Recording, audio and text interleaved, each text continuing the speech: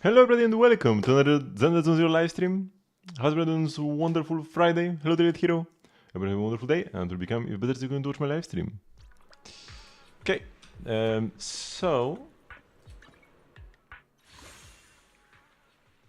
As always, we've got a bunch of weekly stuff and the like to do. Gotta first get the data bounty.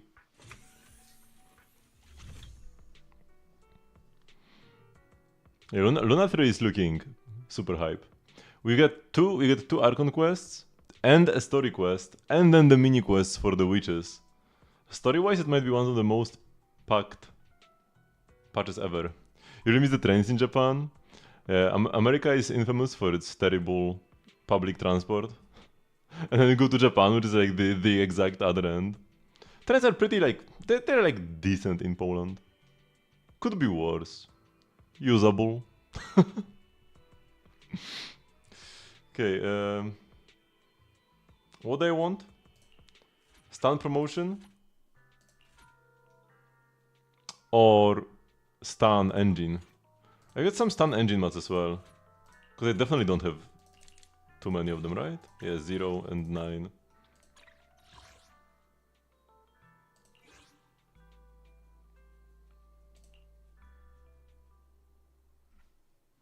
Not during crash hours.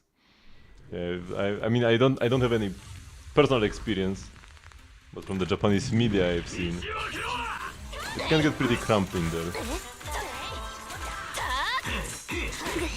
Ow, come on bro, that was rude.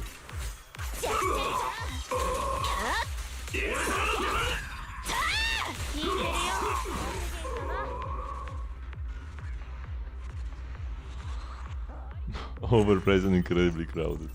Yeah, like the biggest, most hyped places are usually like that.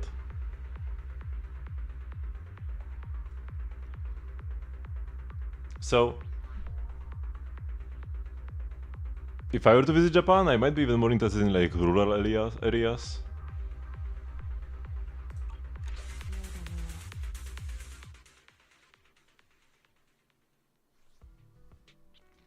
Okay, so that's that.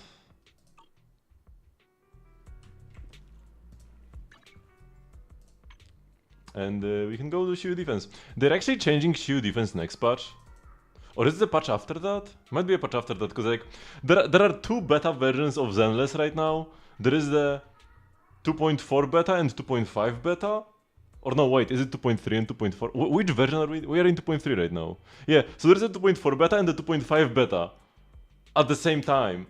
So it's kind of hard to remember what is coming in which version. I think the Shield changes are coming 2.5 in the Yeshiuen patch. Or yeah, no, it's yeah Shengguang, not Yeshiuen. Yeshiuen is her brother. So they are changing Shiyu to be Deadly Assault. Pretty much almost exactly like Deadly Assault. There will be like less rooms, instead of 7 there will be like 5. And then you need 3 teams, and then you have separate buffs per team. It's pretty much Deadly Assault too. If you liked Shiyu, too bad, it's gone. If you like Deadly Assault, now it's every week, essentially. Oh, and you also get points. You also, it's not like a timer, you also get points. Kinda lame, to be honest, to like homogenize the endgame modes. I feel like it's better when they are more different, and trying to make them more like each other. I get the third team, because teams in Zenless only have 3 characters. But like, they could have come up with so many different things than Deadly Assault again. Hello, Sayonara. So both are weak to ice. Where do I even put Ellen?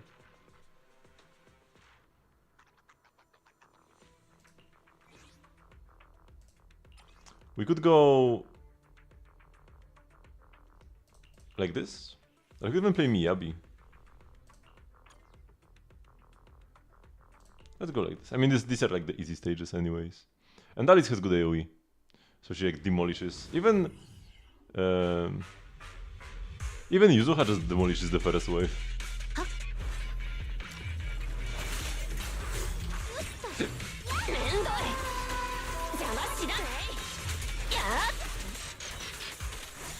Also less rooms is probably a bit of a nerf for like newer players, I would imagine. So they'll be like, they'll be able to complete a smaller percentage of the overall content.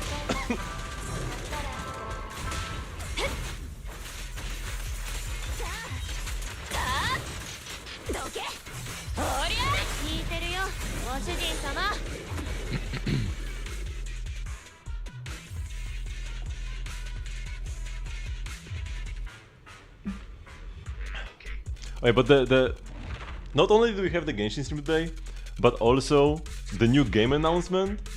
How many games? This is the 4th game. We've got Honkai Nexus Anima, we've got Petit Planet, we've got an unnamed Unreal Engine project.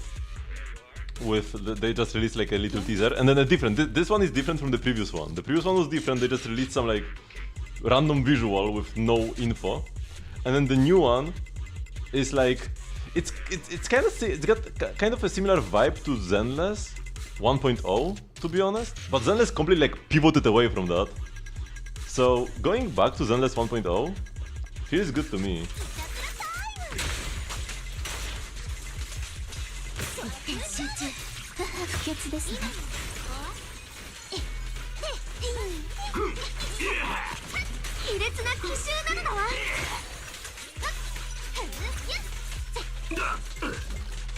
Attack me, bro. Not like this.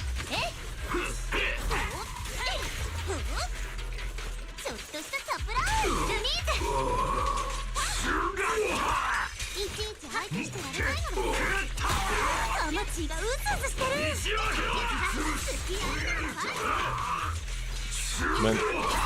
Oh, finally I think I could have parried, but a little too late.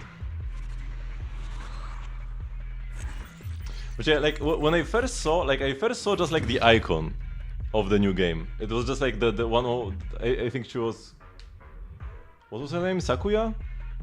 Sayuki? Sayuki maybe. Whatever. One of that girl is like the poster girl for the game on the icon. Just like we've got Paimon and then Anbi and March 7th. And when I just saw the image, it kind of looked slightly uncanny. I feel like they should have gone with a 2D art. Actually, wait, I can. It's better if I just. It's better if I show it, because if I just talk about it, that's kind of scuffed.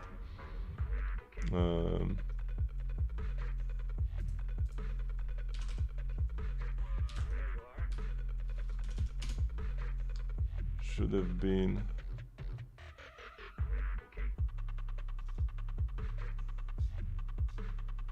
Where did I see it?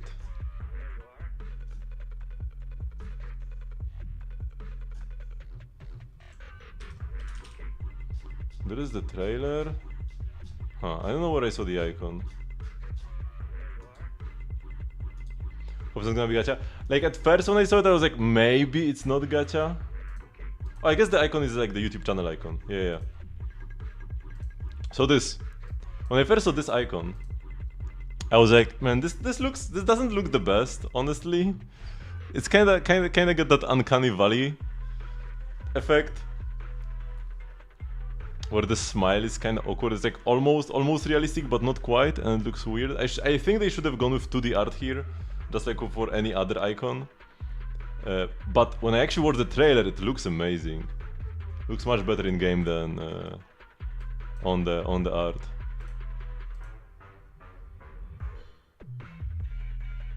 I mean, we don't really know what the Animal Crossing gacha is gonna be like. So yeah, first you go here. Wait, let me.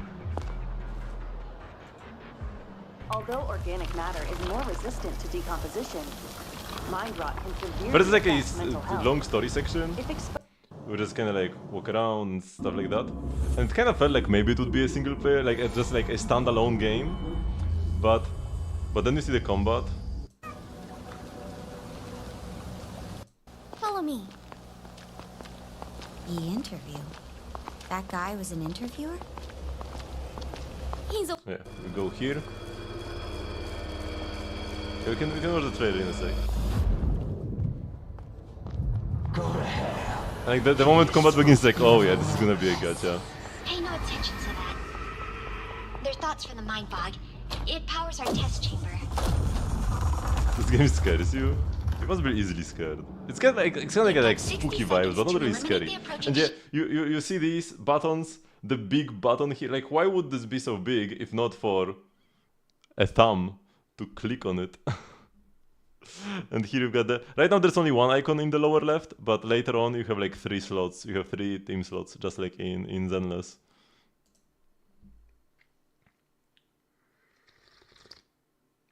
So, yeah. It's most likely just gonna be a mobile gacha game, as always. Which is slightly unfortunate, but the game does look great. Oh yeah, and this is the combat.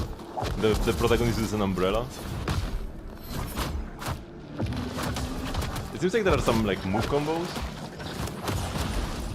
Because we just got like heavy attack and then skill and then the ult. But there are quite a few different moves she does.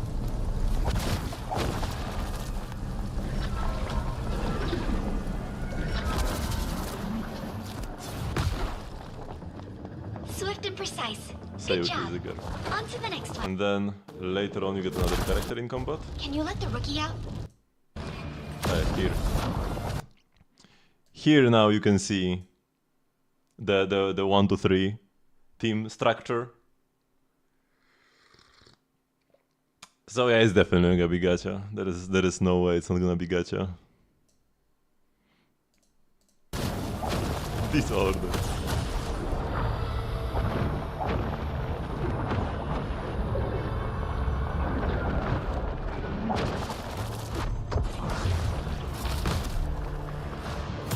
Nicely done. We make a good team. Area secured. And the It legs. looks like the test was wrong about you.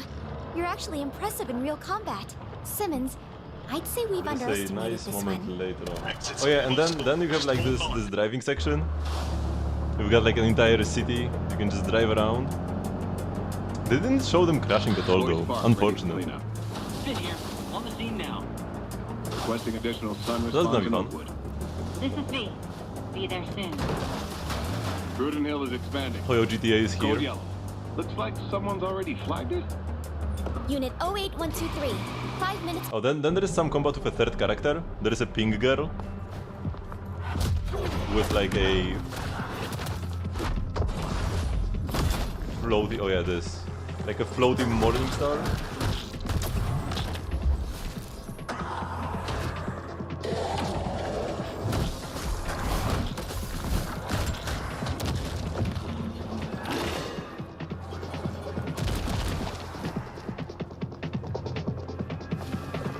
And man, this game just has legs for days.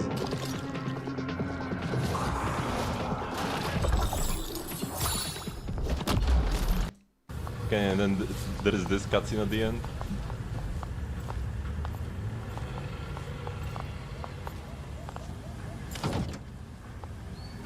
Oh, almost forgot.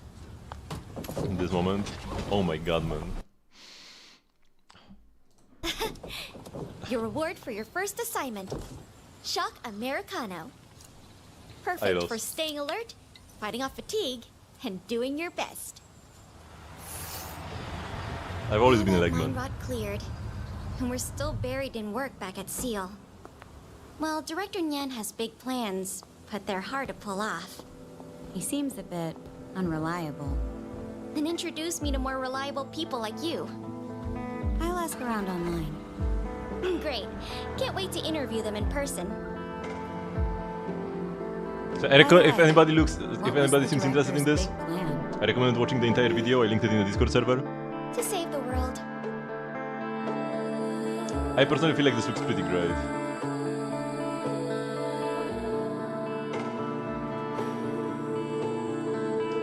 Let me...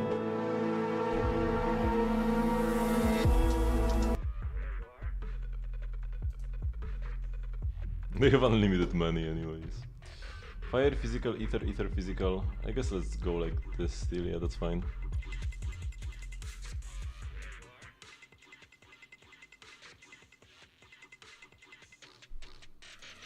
Man, I can't believe, because we're getting Dialyn soon in Zenless.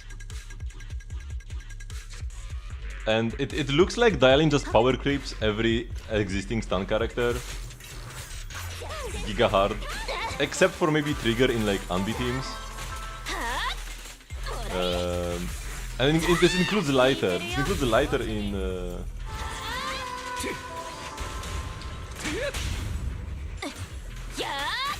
in fire and ice teams. So it looks like Ellen might have a new best in slot stunner, which is an absolute tragedy.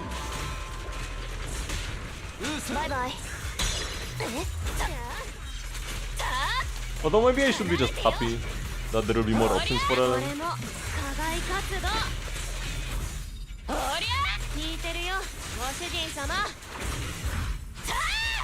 If the enemies are freeze weak, I can play Dialyn, and if they are fire weak, I can play lighter. More better matchups for Ellen. But you kinda want to play different sets. Now, one thing that I'm pretty sure about is that Dialyn's mindscapes aren't gonna be as good as Lighter's mindscapes. Like, I feel like I would be better off going for Lighter M6 than for Dialyn M3, for example. Because her mindscapes don't really buff the team all that much. It's mostly her personal damage. Let's compare to Lighter, right? So Lighter mindscapes, 5 seconds more, or actually no, base he has like 3 and then it's 5 here, yeah. So 2 seconds more increased stun duration, 10% extra fire and ice res reduction, and then on M2, stun damage multiplier 25%, and 20% extra fire and ice damage, so like it goes from 75 to 90 or something like that. M4 extra energy gen for your characters, and then M6 is personal damage for Lighter, which is kind of like whatever. Dialyn on the other hand, on M1 she gets there is 15% shred for the team, which is pretty huge, and 16% extra positive review generation, which is what she needs to trigger the chain attacks and ults. So this is pretty huge. M1 should be pretty huge for the team. But then M2, actually this is also stun damage multiplier and 15% damage bonus. And I guess Dialyn recovering energy also means she can get maybe they are actually pretty good. Yeah, because when I first looked at them, they didn't look as good to me. What does that mean? You didn't watch the live stream? Essentially, she can she's kind of like she has a similar thingy to Lighter, where she increases stun duration, and also she can change chain attacks into ults for your for like one character per stun. And then also she can sometimes trigger a chain attack window out of nowhere and also give an ult additionally. So she essentially makes your DPS spam ults like crazy. This is especially good for all these co-op characters that don't really have good sets for them. Like Ellen, like Evelyn, right? Like those characters don't have a good disc set. Now they just play 4-piece Puffer with almost perma uptime, because it's like whenever you ult. Do they have discs here? Yeah, they do.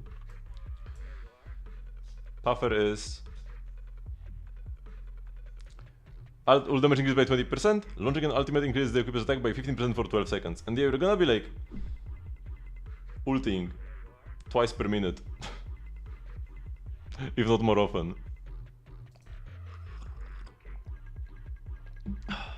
So it's kinda crazy. G1 as well, yeah. G1 huge buff. Because G1 didn't even have like that amazing of a synergy with anybody. The characters who previously played Lighter get a smaller buff because Lighter was better, but because G1 still played Qingyi all these years later, it should be a pretty huge buff. She also has a she also her ult gives her additional shot shells, so the ults also give her the extra resource. She's an ult centering character from the get-go. And you would probably still want to play Puffer on her then. She has a good set in Chaotic Metal, but it's not even that good actually. Because you need to trigger Corruption, which won't be happening all that often. You will definitely stun the enemy before you trigger Corruption. So it should be Puffer as well here.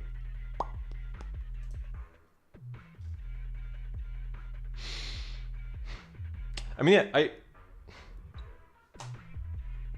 I should just accept it. I should accept the new best in slot stunner. I shouldn't try to fight it. Because it's all about Ellen, not about Lighter.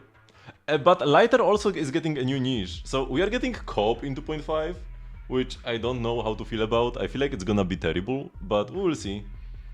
But one cool thing about co-op is that some characters that would be pretty cope in co-op are getting co-op specific buffs. And this includes Lighter. Lighter is getting buffed to actually buff all types of damage, not just fire and ice. And his buffs are also getting increased in co-op specifically. So, yeah, Lighter in co-op, that's his niche. Let's go. I know that Lucia is getting some buffs, some other supports as well, I'm pretty sure. Don't remember exactly. I remember it's Lighter and Lucia. Astra also has to get some buffs, because otherwise there is like no gameplay.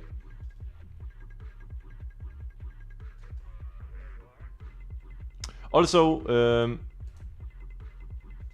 some characters are just getting regular buffs, like the increased potential. Grace, Soldier 11, and Bernice, I think, are gonna get buffed in 2.5 as well. Is it 2.5? Might be 2.5. I have no. It's 2.5 because 2.4 we already got the live stream for, and they are not getting buffed there. Yeah. 2.5. Oh.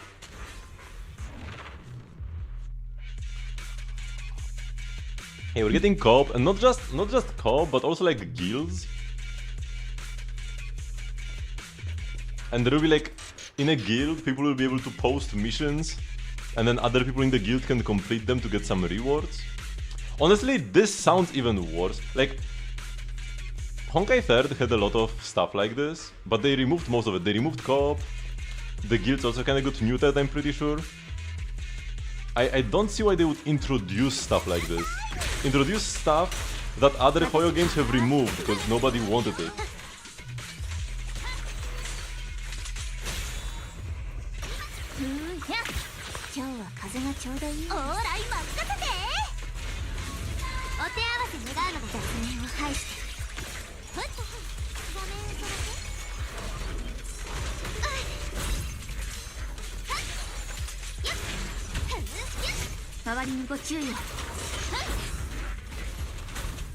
I need energy.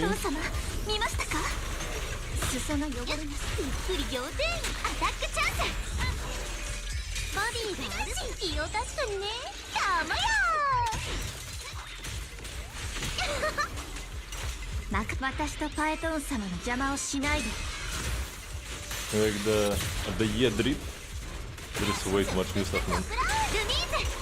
But yeah, we can take a look at that as well. Oops, I don't have that. Oh, that was a waste.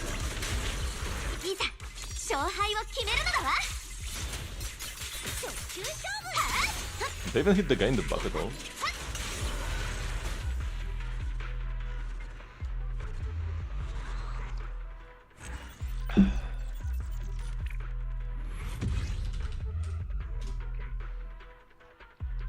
So drip market. Genshin, Zenless.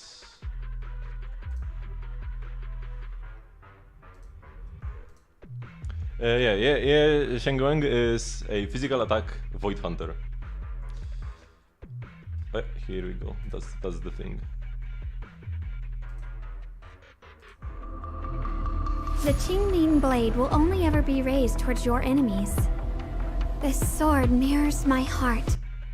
And yeah, here this symbol is like her special attribute, but it's just gonna be physical. Man, this made sense with Miyabi, but then with Yishuhen, her specific ether is kind of worthless. Like it's just regular ether for all intents and purposes. For non-anomaly characters, what attribute they have?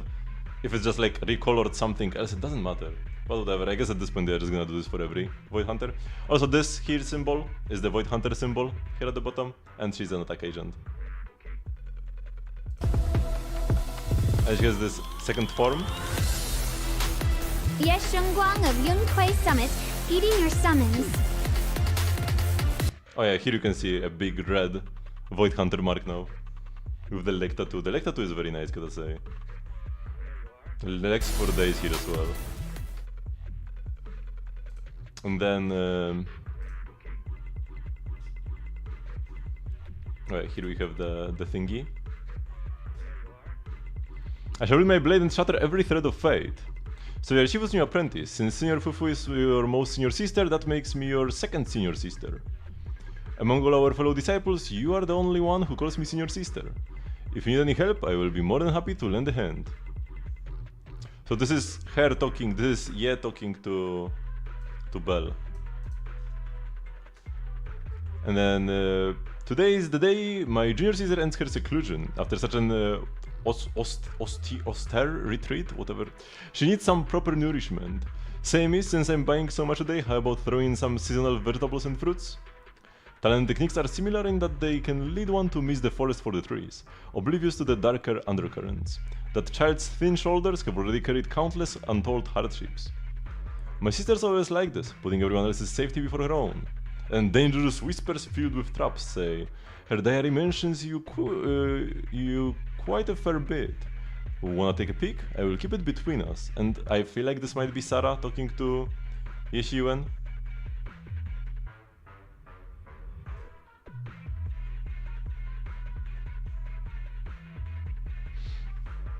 I tried identifying the combat event with your flints and healing omega damage. Identify is quite good.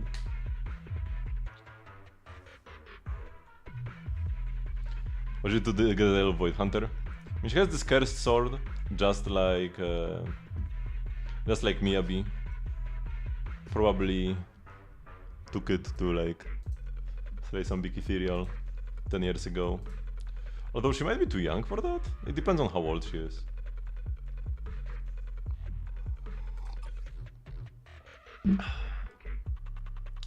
Fire res. We don't really want it to go into fire res. I guess here we'll change the team into Unbi. Yeah, let's go like this. This is also kind of unfortunate into fire res, but it should be okay. We should be fine. Unbi clears. That's the one upside of playing Seed. You've got a mono electric team, so you either are into a weakness or you aren't. Not kinda like, oh, fire res kinda sucks.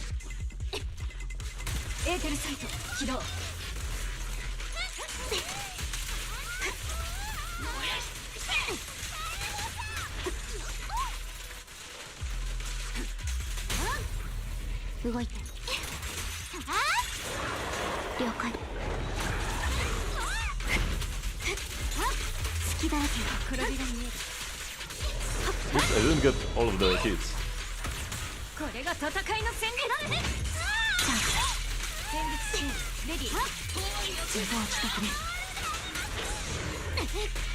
Whoops, I should have parried this.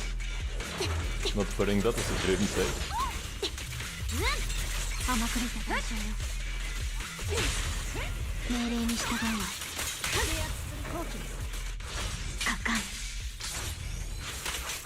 What have I done in the EX here?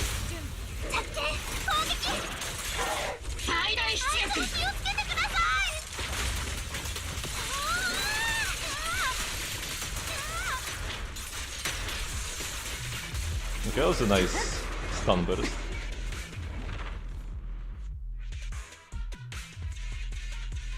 Japan has so much for your merch. Yeah, people in Japan love gacha.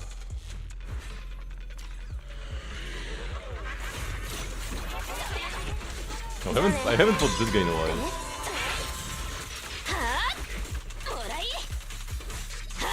He was kinda everywhere for a part and then just disappeared.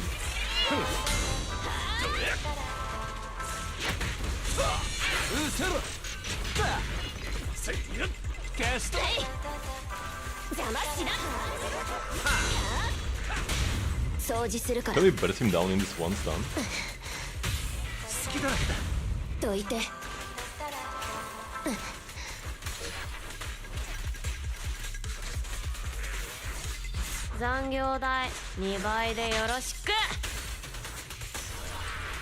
Not quite, probably. And then he will enter the miasma phase. And the fight will take 1 more minute instead of just a couple more seconds. Yep. That's the miasma phase. Bye bye.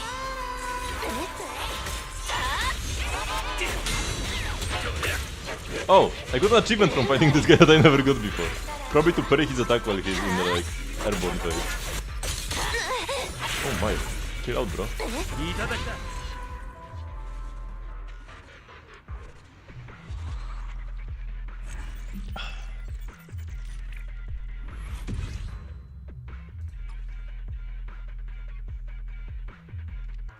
Res Electric.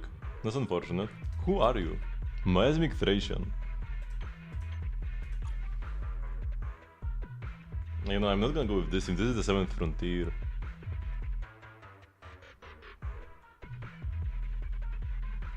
So what do we do here? Res Electric also means that Shinji wouldn't be the best choice. Although I haven't played Shinji in years, man. The game has been out for like a year and a half. I haven't played Shinji in years. Bangs are really being over there. Interesting. I could go with Miyabi. Yeah, that's a lot of ether. Although I guess I will play Yuzuha instead. I need to change this squad with Yuzuha. Although I guess I'm pretty sure in this specific team Astra is still like slightly better than Yuzuha. Cause she has so much synergy with Vivian, and then Miyabi prefers the attack buffs over the anomaly buffs. Or like the crit buffs over the anomaly buffs. But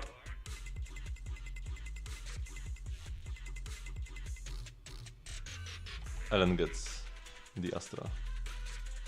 I thought Astra would get crapped for Ellen any minute. Because Astra was just doing like too many things. And I thought that a dedicated ice support is gonna come for sure. And I thought it would be... I thought that would be the bunny. Now, we don't know her mindscapes yet. The mindscapes might save her as an Ellen support, but for now, what she gives is 40 crit damage and 30 damage bonus. And that's absolutely abysmal for Ellen at the very least. What Ellen needs is attack. Ellen wants attack the most, because she already has a gazillion crit damage, and also... So, Ellen is getting like another buff, but very minor. Ellen is getting like 45 crit damage or something extra. It's like a new mechanic where you can unlock extra stats for some agents. And I think this includes most of the like previously buffed agents. So Anbi is getting this, and so is Ellen. And then I think Grace also, and maybe like Soldier. I don't know, like I don't remember who else. Hello, David. But yeah, it's like not... Those are not like kit remakes or whatever, like the regular buffs, it's just extra stats. So Anbi is getting extra aftershock damage, might be for the team actually, which would be kinda good. And then Ellen's getting extra crit damage. I think Soldier 11 might also be there, and she also is getting extra crit damage. And you will get like... These buffs will not just be like, you know, tick and you get them, you have to actually farm for them. Arlecchino. C6 Arlecchino, and yet Breeder Slayer. But at least it's not like... If the enemy can be frozen... But now even if the enemy can be frozen, you'd rather play 2 Cryo than Cryo Hydro, man. Bought too many wishes and got her early? I mean, that's a good thing, you can keep them for later. Or pull refinement on the weapon. No, do not pull on this weapon banner. Do not pull on this weapon banner. Better than your Whimsy? But like actually clears better? I guess it still gives you 20 crit, right? Against Cryo opponents. Have Primo for Rips? Nah, just wait for the next banner. You don't need to spend the Primo gems. The most important one is the C6 Chongyun. Giga Whale for that one. So yeah. And funny thing, even though C6 buffs your burst like crazy, it's still better not to use it. It's still a DPS loss to use your burst. Even with C6. It's a smaller DPS loss, but it's still a DPS loss. You would rather have more Bond of Life and just keep smacking the enemy with normal attacks. You can burst, it's not terrible, but it's a bit worse than not bursting. And just doing more damage with your attacks. But yeah. Got some good attack, there will be a Bennett to buff you up. EM hot. Huh. If the enemy can be affected by cryo, you do get at least 95 crit rate, and then 232 crit damage is also quite a lot. EM hot. Huh.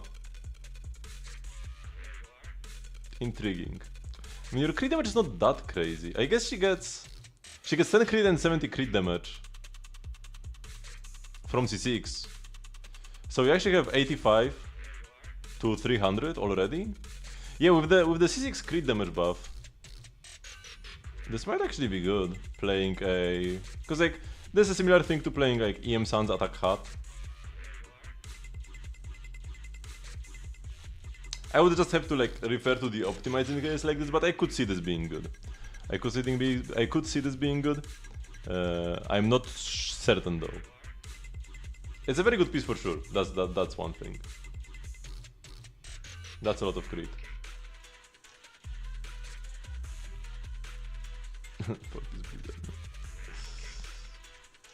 Also, if the enemy can be affected by cryo, you actually overcap by 5%.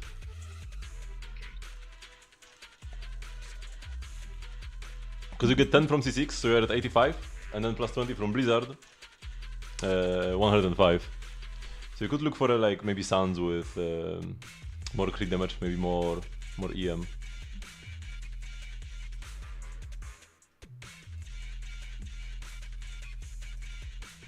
Okay, let's go. My amazing Miyabi gameplay.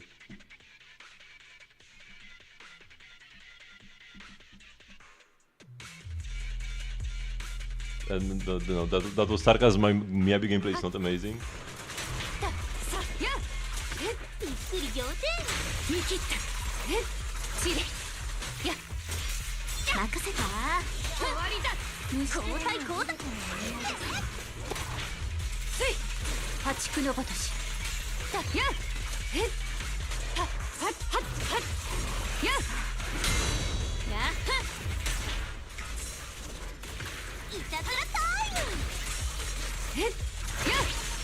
Oh, I don't have...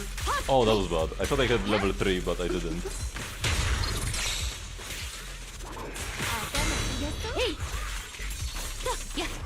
Just ult here.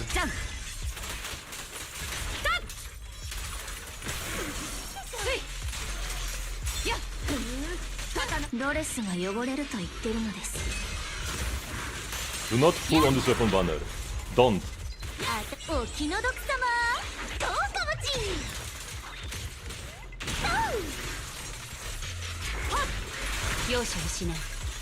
these guys can't take no damage, huh?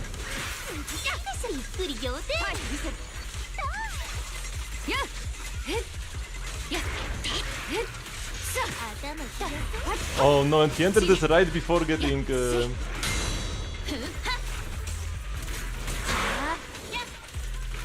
right before getting stunned. Or I maybe could have killed him even.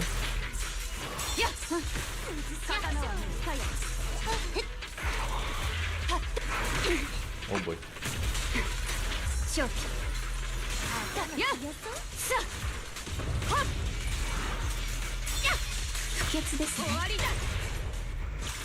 I'll go like this so that I don't interrupt you with attack. 勝利を上となし討乱はこれに次ぐファイト王様どうか見ていてください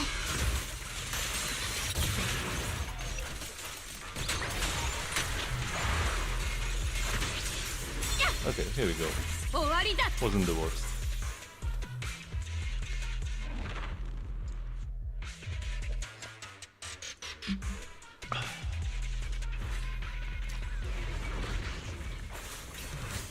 Hello, my boy Manato.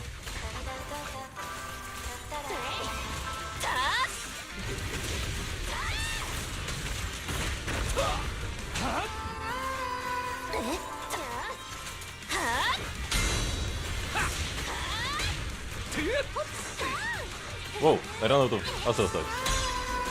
Unusual.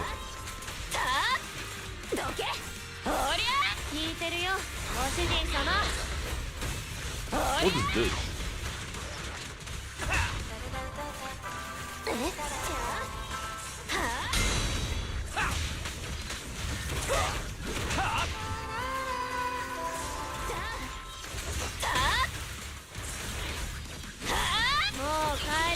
ねどけ聞いてるよご主人様やっもう帰る時間ねどいて Okay, nice stun, and he's kinda dead. 掃除するから Hello, Rinat. Why are you a first time はい chatter? 怒るんで An leaks of a Miyabi skin? No. Either the leaks were fake or it got cancelled. Wait, did I spend too much time on this? On first half? Or is this good? Oh no, this is us. Okay. Oh no, you just need to have 5 minutes remaining. And I still had over 6. Okay, I thought you need to have 7 minutes remaining. I know, I always clear the shield too quickly. So I didn't know how much time you had. And the first half did take me a while here. But yeah, I still had over a minute left. But you gotta enjoy the last of our Shius. Before it just becomes Deadly Assault 2. Okay, none of these agents do anything for Ellen. So we're just gonna have a 2-character team today. みんなの期待が最高の私は Because I do want この道義 to を get the 貫 rewards. き通す But I also want to play Ellen.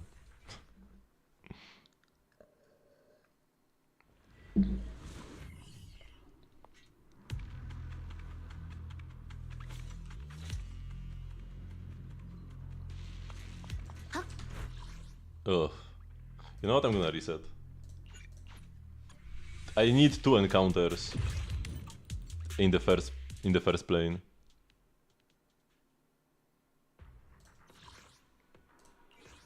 Because what do you mean Ellen? The best Hoyo character? Ellen Joe. She was the first limited 5-star in Zenless. Still my favorite. She's on my wall. Yeah, Ellen Joe. And she's a shark. I still haven't bought the Miyabi gear. Intriguing. When he rerun next patch actually. Oh, this almost looks like I can get 3, but I can only get 2.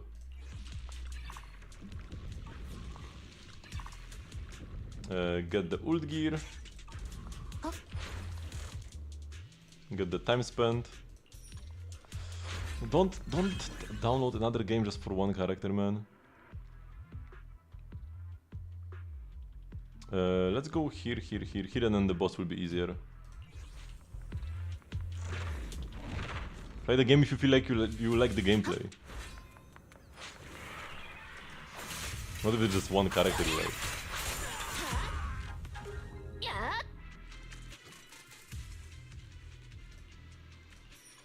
3 damage increase, that's good. We need to go to the left encounter.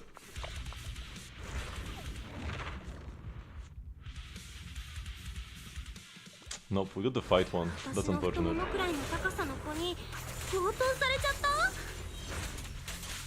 Also, it says wise, but it's bell talking. And I'm not sure why she's talking in the first place.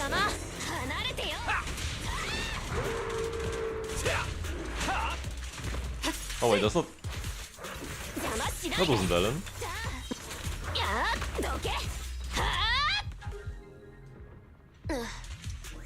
Okay, at least we got a bunch of goodies.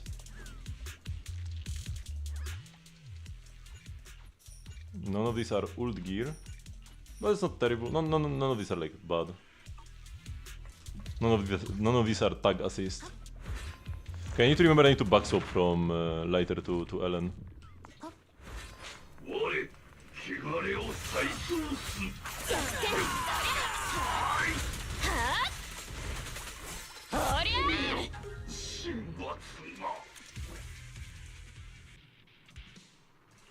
Okay. There's only 1 path forward right now.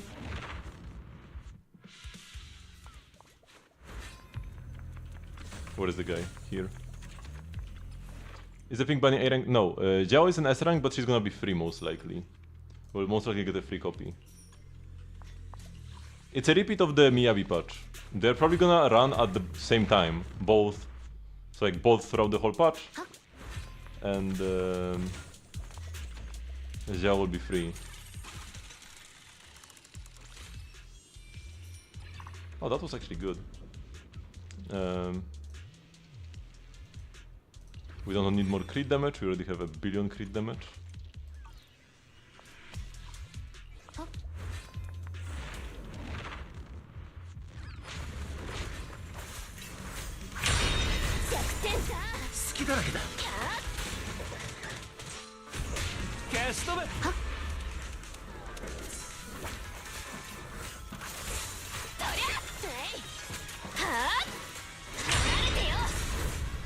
I'll actually try to kill him with Miyabi to get... Because here I get something. And by the time I mean Herm 1. While for... Ellen I get nothing. We can also pick up some of the gear. Because I never picked up the gear in this mode. This reduces ice res. Ooh, this gets maxed? Nah, it's probably better to just pick ult gear. Like, I'll max it out eventually anyways. Ah, whatever, let's max it out. Yeah, it's exactly Harumasa. And she will most likely never get a rerun again in that case. Because Harumasa still has not gotten a rerun.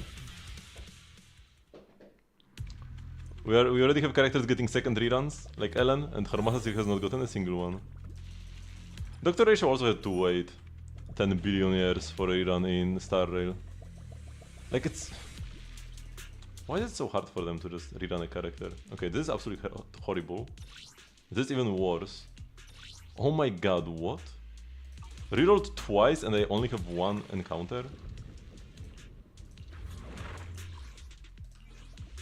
Tragedy. Tragedy. Last week I did 2 whole clears. And I couldn't even...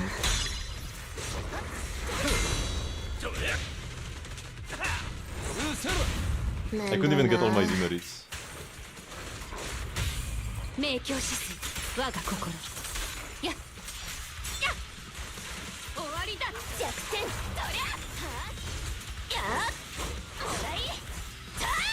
Did they do a stealth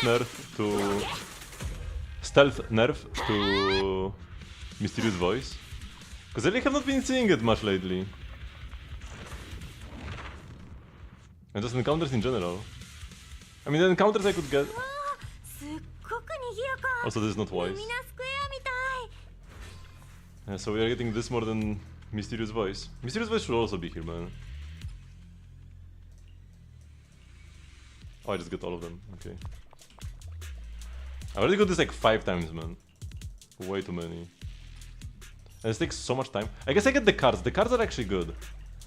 Yeah, I can use the cards because I already used all of them for this plane.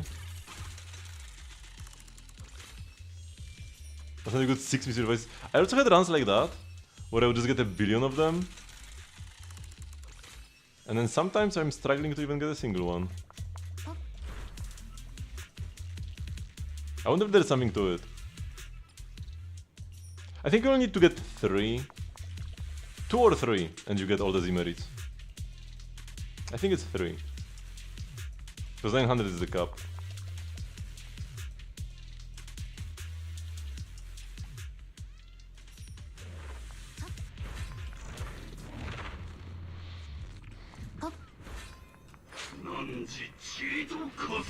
Oops, let me position myself so that I can hit all of them.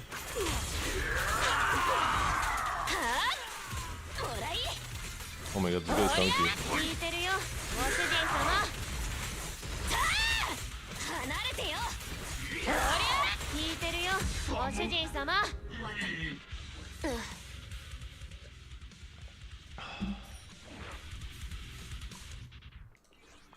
Left will be faster.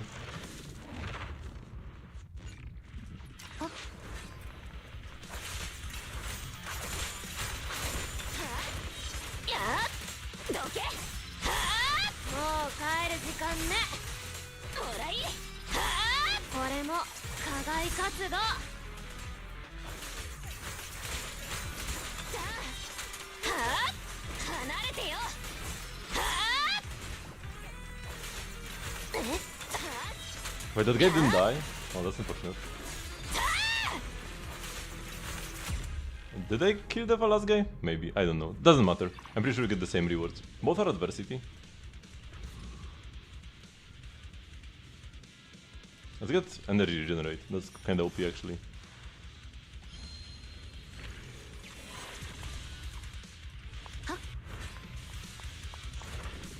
We had so much to catch up on.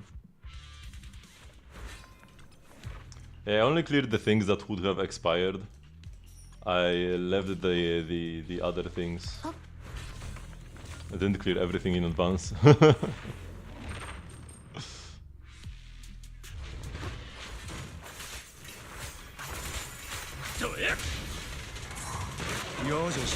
Okay, this is the version of... Oh. This is boss that I can just one-shot, no phases.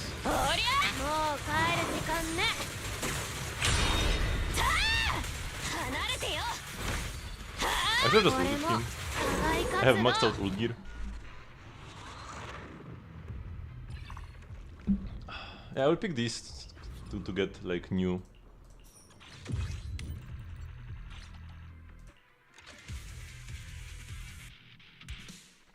Please just like one mysterious voice. Because if I get 0, I will kinda have to do another run.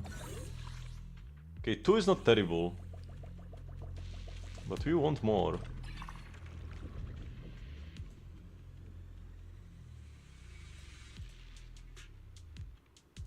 Let's pick this because this is kinda terrible. Might help again next November. We'll see where we are at next November. Serendipity? That's encounters actually. Yep. Still, only 3. 3 is the most I get because of the shops all around. Looks amazing, but it's only 3.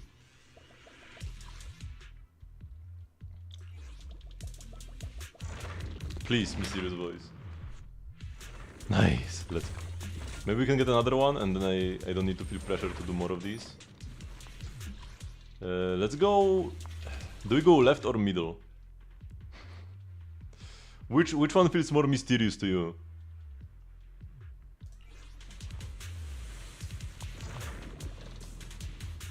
I'm thinking left. Wrong choice, man. It might be. I have no idea how this works, like RNG wise.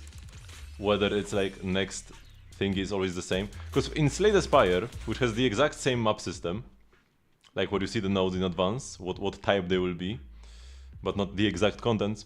In Slay the Spire, I'm pretty sure it's like preset what your next one will be. So it doesn't matter if I go into this or this or this. Or like if I went shop first and then this. Pretty sure it would be all the same anyways. But this is not Slay the Spire. I have no idea how they coded this one.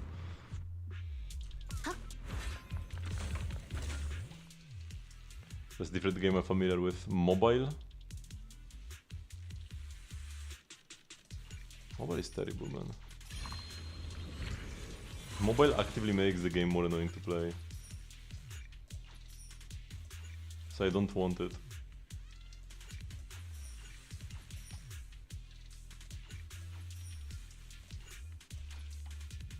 Something good for 1k.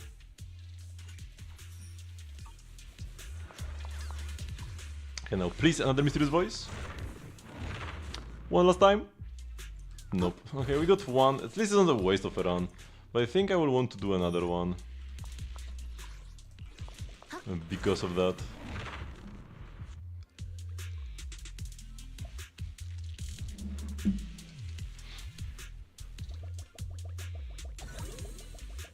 Run, little Eus, run! I think I can buy anything here, can I? Yeah, I didn't get any extra money.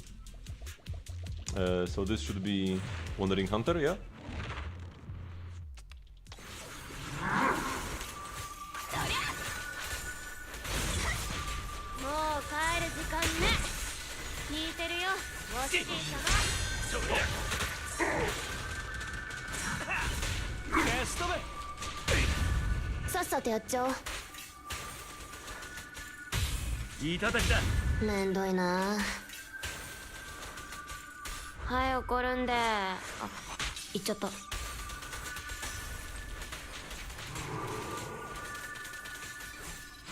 Yeah, that was fast. Not having to fight Miasma Priest. Huge upgrade.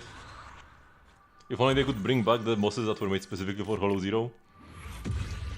Whatever, better than nothing. So yeah, 495, 900 is the max. So we would have needed 3 mysterious voices. I will do one more round.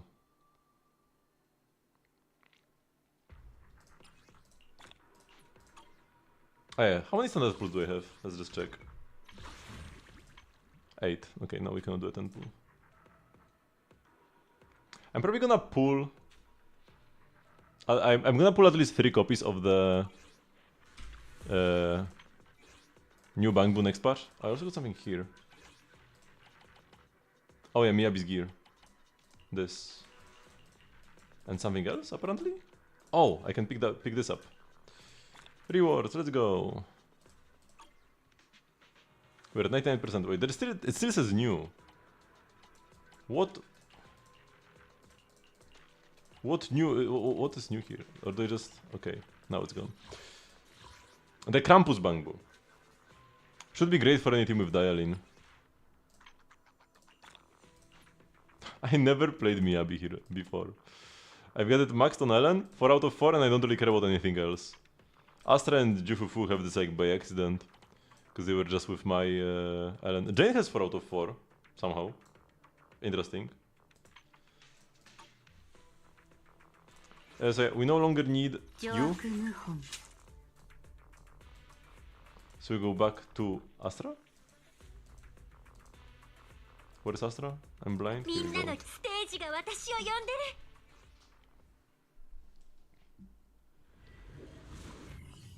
They were saying in the previous livestream, or maybe the one before that, that they are gonna do like a new Hollow Zero mode again. Come on, I need 2. New Hollow Zero mode again. Now, this will be like the 6th time they've remade Hollow Zero.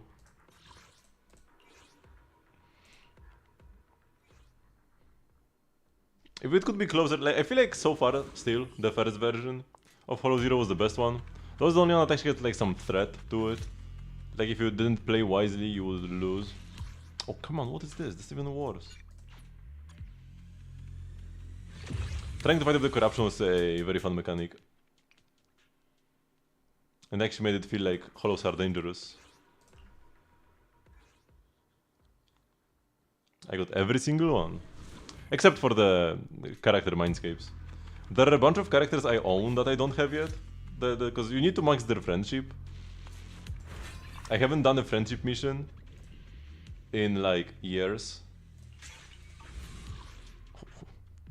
What is this map?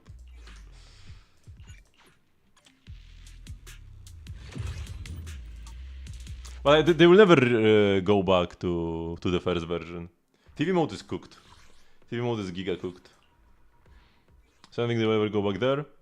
They'll just like make a new one that's kind of like this, but with like better design, hopefully. More like simulated universe. Man, what are these layouts? After I'm done with this, we might do a few stages of the like story thingy combat content. If I'm ever done with Hollow Zero, which I might not be. At this pace, we'll never be done. And the funniest thing is that even if I get 2 encounters, they will not be mysterious voice anyways.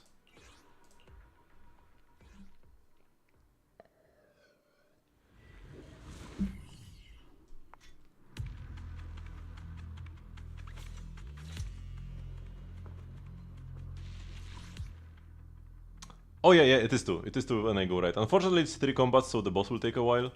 But it's okay. I'm not even gonna cope for 3 encounters. Hopefully, whenever they make...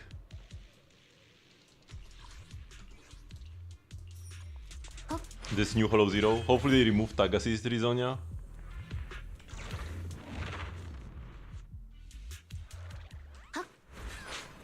Yeah, the OG Hollow Zeros were better Rizonia than the ones here. We had like different for different damage. They were categorized by different damage types mostly, and then like a few extras. Let's pick the water gun. It's actually one of the better general Rizonia. Now we go right. Okay.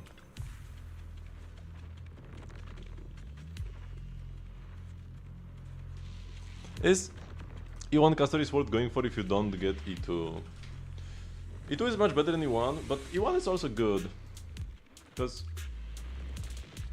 when the enemy target's current HP is 80-50% of max HP or lower, the damage dealt with by Boneclaw, Doom Drake's Embrace, and Claw splits the Veil, Breath scorches the Shadow, and Wings Sweep Ruins is 120 or 140% of the original damage, respectively. That's an original damage buff, which is just like straight up 20% more damage or 40% more damage. And it's active most of the fight. So like, this is probably about like 30-ish, or maybe even a bit more than that, damage increase. Which is actually very solid, you know? There are some crazy Eidolons, like the E2, that can give you like 80% more damage, but 30% more damage from an Eidolon is already quite good.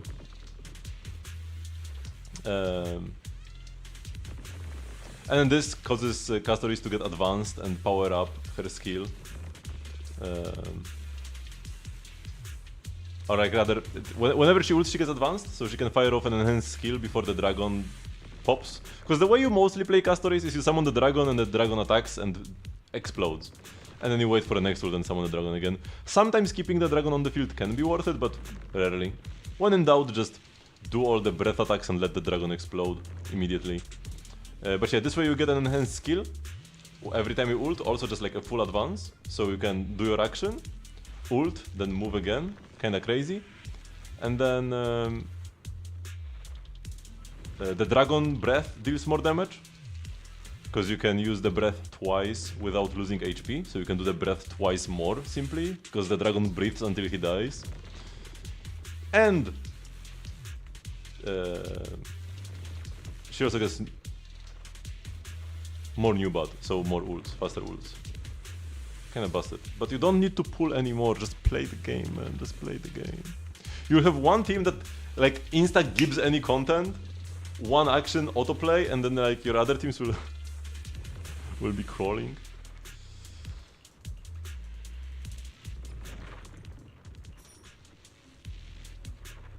We're gonna get General Rizonia in Hollow Zero.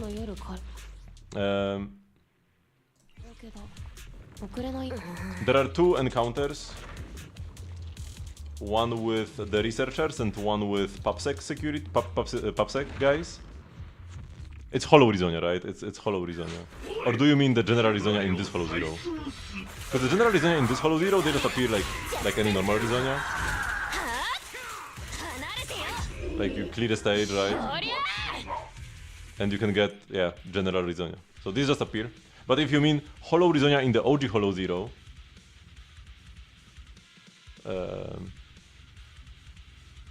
they're from like specific encounters mostly. But yeah, the generals are just appear all over the place. We haven't got one exactly here.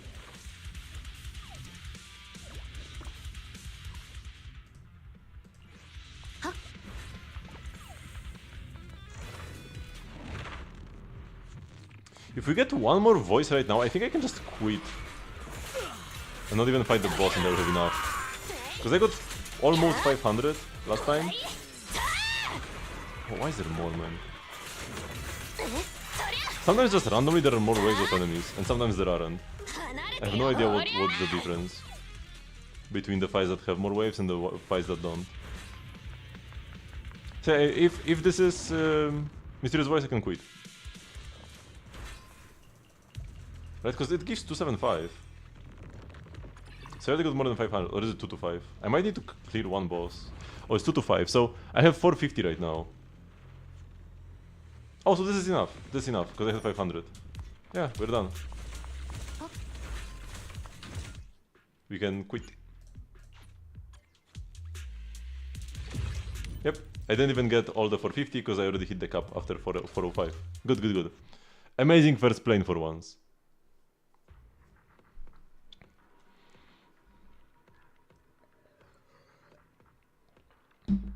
Hello, Exney. But if you... I mean, ideally, if you want to clear endgame, just play the game first and level up your account and your characters. But probably waiting for new characters in 4.0 will be your best bet.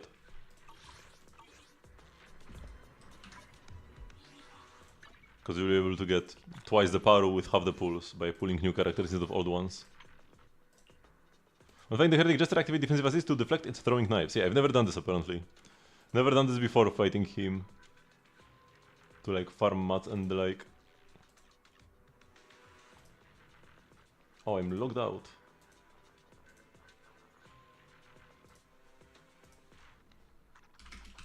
No dangerous stunts allowed. Bam. 81 achievements left.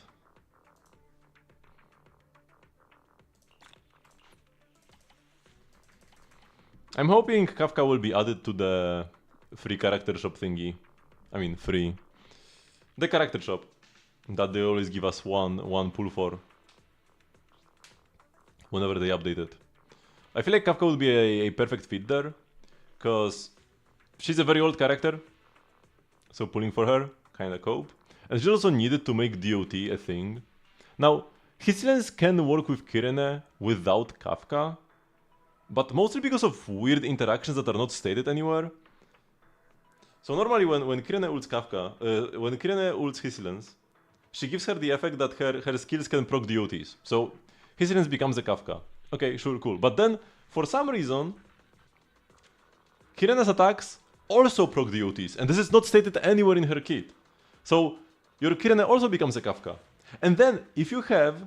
This one is definitely a bug.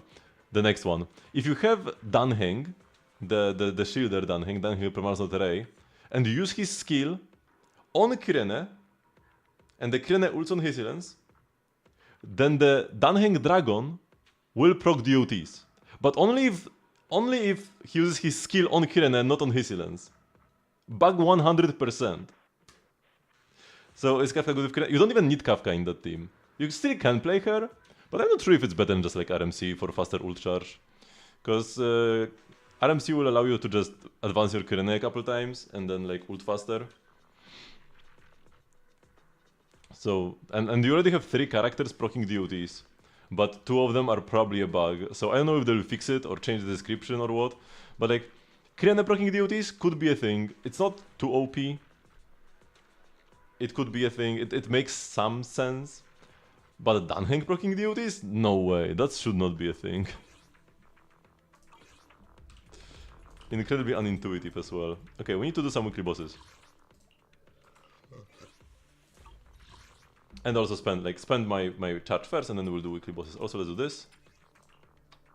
Energy regen is instantly useless. Okay, somebody was asking before whether you want to play energy regen on Dialyn. You probably don't need an entire energy regen piece. Energy regen is a good stat on her. And if you don't have like any, then energy regen 6 could be playable. But if you just get the energy regen 2 piece, you should be fine. Also, a lot of good engines give you energy regen anyways. Hersig, I'm pretty sure, and then Hellfire Gears. You can just get those.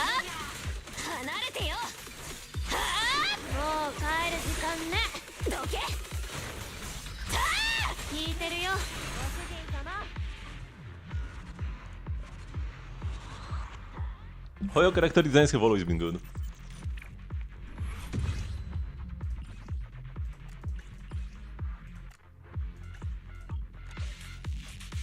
Are you a new disc set next patch or the following patch? The following patch. 2.5 will have new disc sets. For Ye Xiangguang. But yeah, the cool thing about Zenless is that we have also characters like this. The big wolfy boy or Kung Fu Panda. One of the other cool characters is gonna be Zhao, who's a little bunny. But she's getting released in 2 patches. Who's red hair? Which red hair? You mean Manato? You probably mean Yuzuha. Ukinami Yuzuha.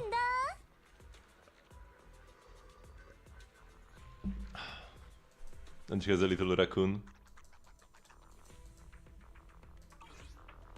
Okay, weekly bosses. Hello, Ophelia. I'll just beat up the most recent one.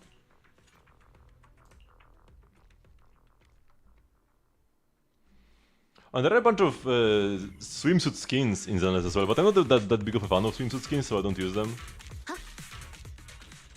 But if you are into that thing, that sort of thing, there is an option. Bye bye. Yeah, I can show you in a sec.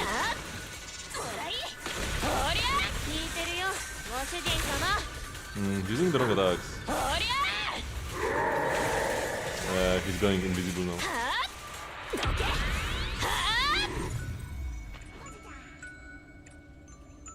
This one. F.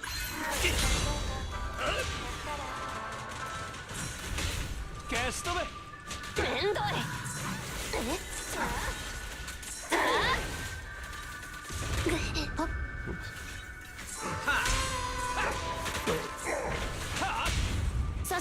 I've been fairly critical of Zenless recently, but if I never played ZZ 1.0, I probably would like ZZ more now.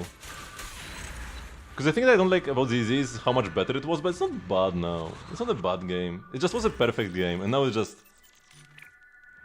fine. That's kinda... Okay, I'll show the...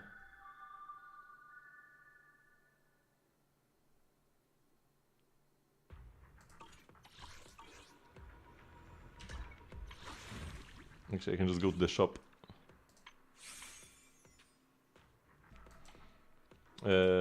Yeah, so there is...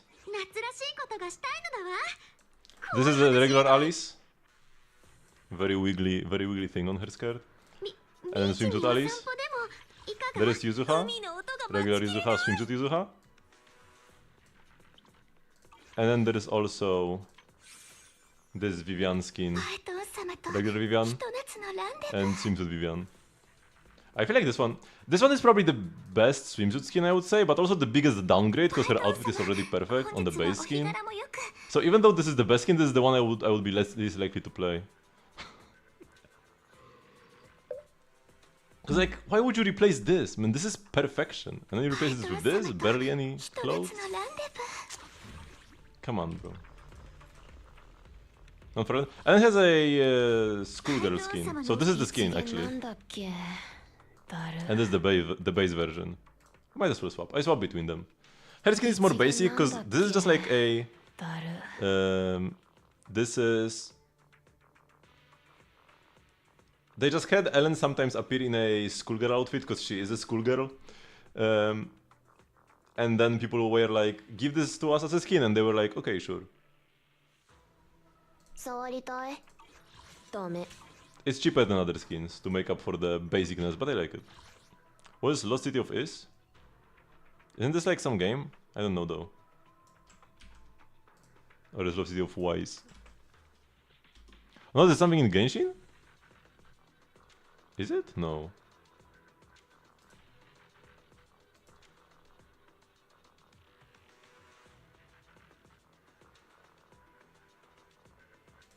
Oh, is it a different name for Hyperborea?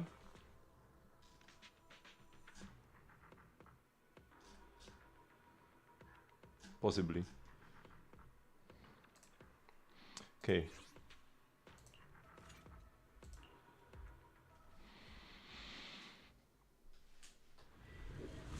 It might be just a different name for Hyperborea from my quick Google search. But there aren't many results. Where did you even read about this? It probably appears in some niche readable.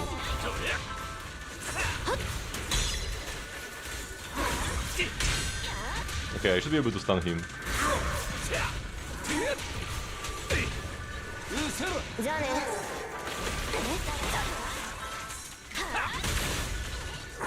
Here we go. You could pick with currents, they wanna see it, I'm kinda scared.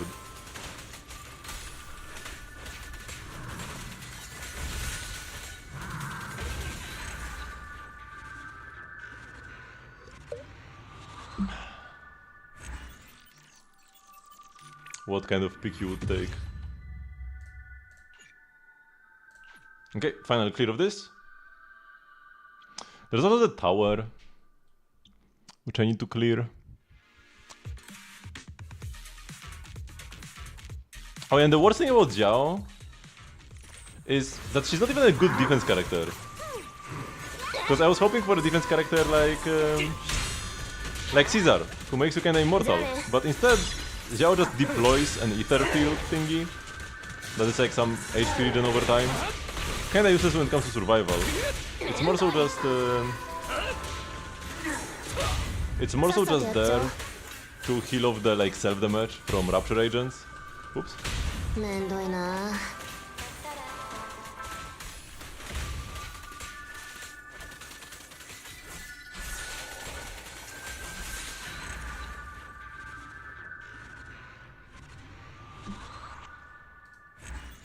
Just sent it.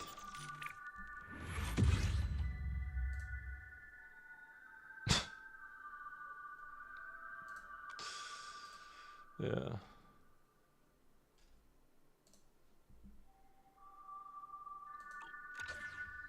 What kind of balance is easy? An easy skip. But no, there is Wait, actually, let me claim the rewards first.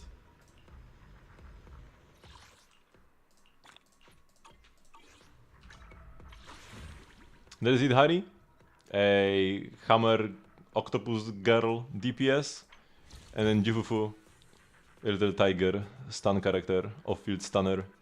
But I would advise against pulling for any stunners that are not Dialyn.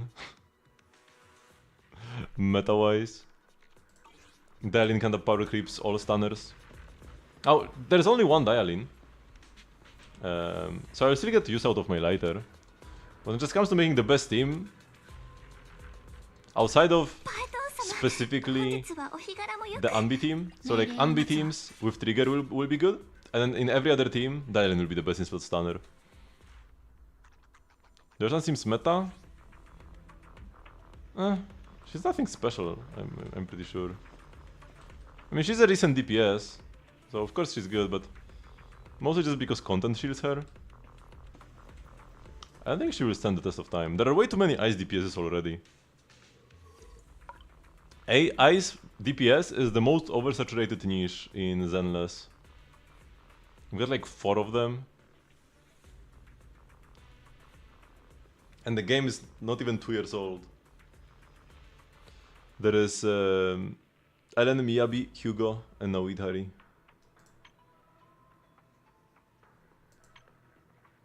Okay, so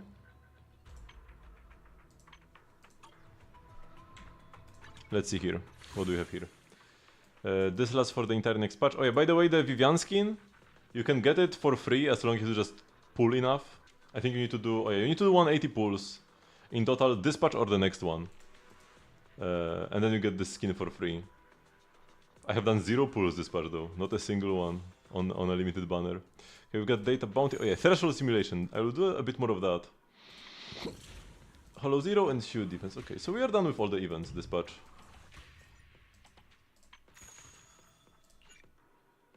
I haven't depulled. I'm not interested in the characters they released. I overall have been kind of salty about the recent Zenless direction. And there was also a thing where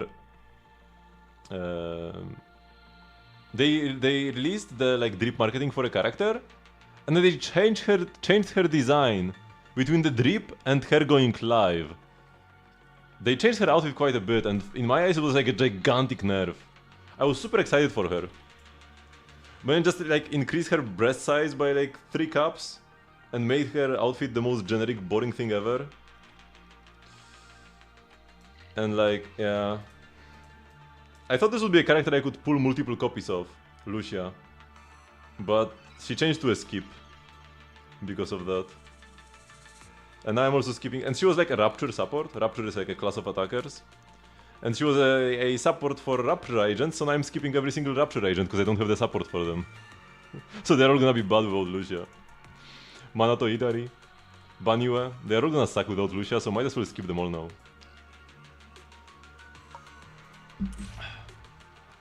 Okay. What do we have here? In the big stage we play Ellen, it's even an Ice Week boss. Here we play... This is the team we are supposed to play here. Physical Fire weakness, and then we've got Ether weakness on this guy. Could we play... Wait, do I even have a Yishuen team here? No, I don't. I never have a Yishuen team. We could play Yishuen. Or sorry, not Yishuen, Zhiyuen.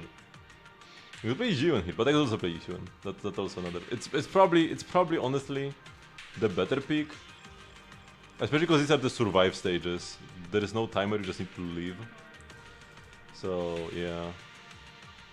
And here, we'll just play Alice.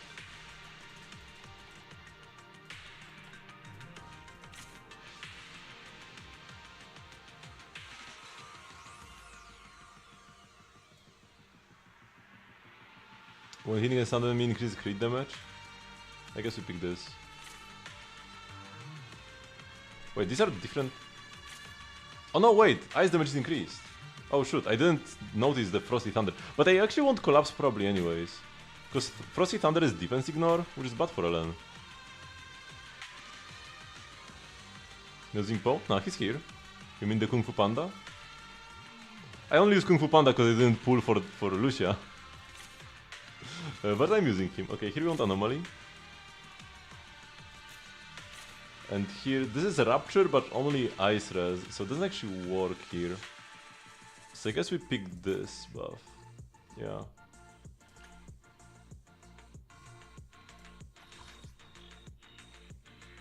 Let's go.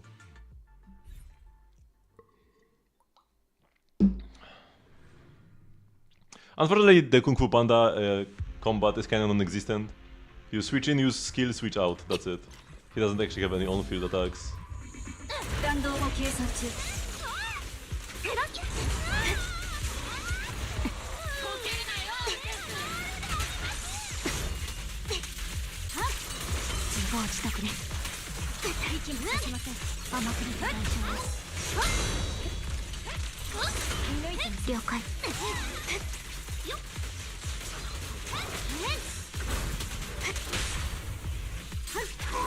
Oh, there is more.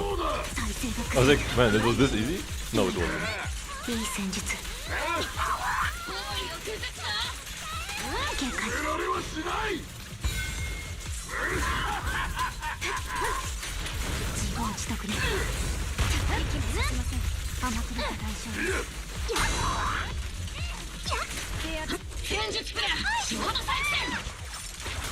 I mean, he kinda does martial arts, but it's like one small animation, you know?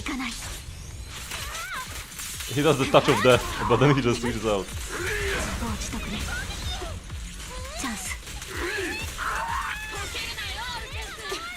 Oh my god, I don't see anything. What is happening?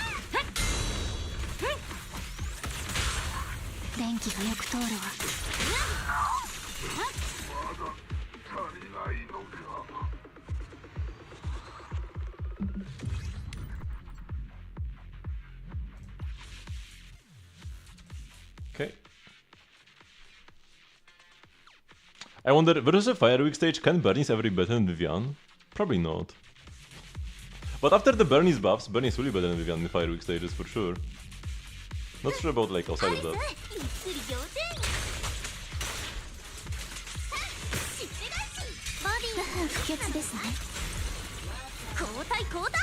Oh my god, one guy survived.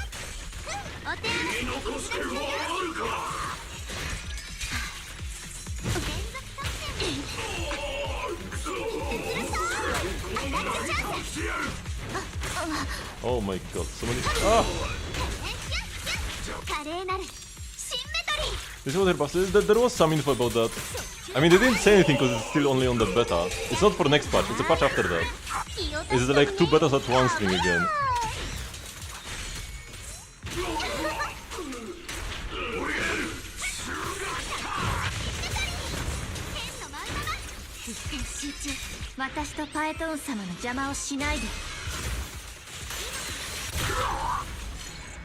Oh, nice.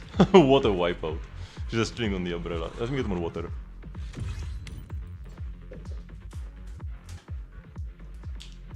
She has some stronger off-field attacks, probably just numbers buffs, like the other agents. I thought they would give her aftershocks, but I don't think they did. Because she was kind of an aftershock agent before aftershocks were a thing, but I don't think she has any. I'm not 100% sure, I didn't look that deeply into the buffs. Because Grace is getting buffed as well. You might be happy to hear that.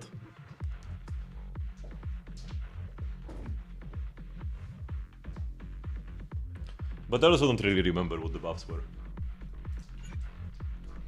Why did they even ask me whether I want 2-3 or both? I put characters in 2-3, that means I want to go to 2-3, man.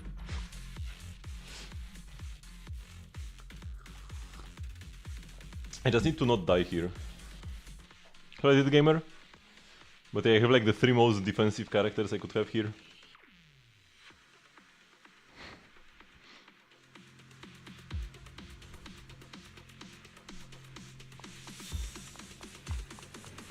So yeah, he goes like this, and it's done. Now he's out.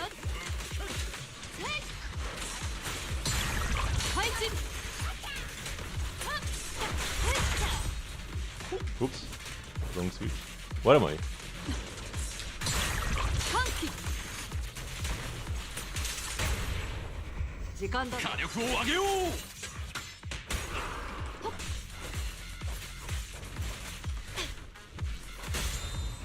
Oh,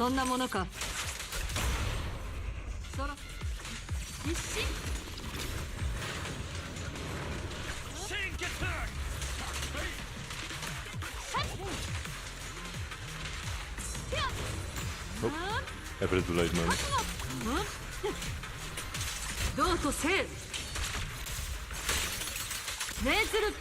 Apparently you can like, with the right timing you can cancel her like ult animation. I've never done this though.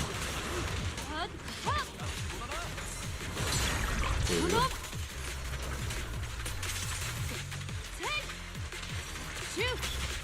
Oops, I didn't want to hold my basic.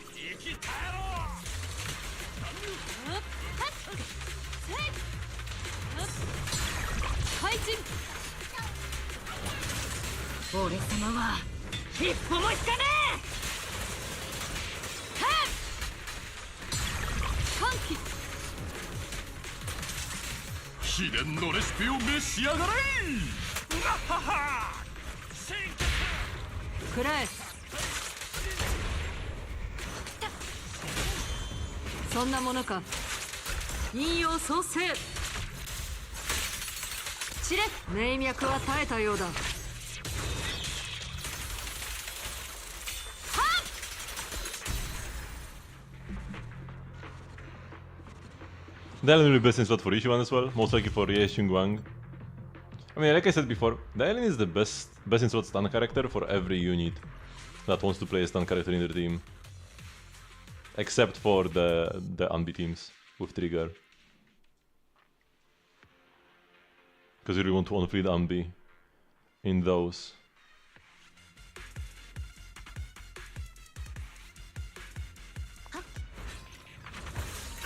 Oh, it's Redbringer! What?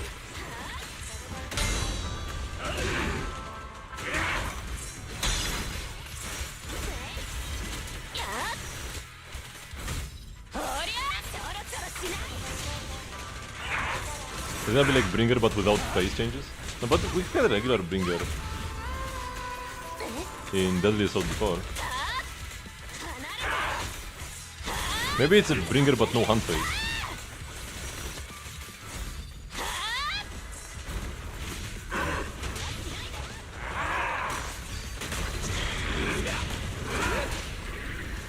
Oh, come on, bro, don't... You can just decide that you cannot be stunned, man. Also, there is hand phase.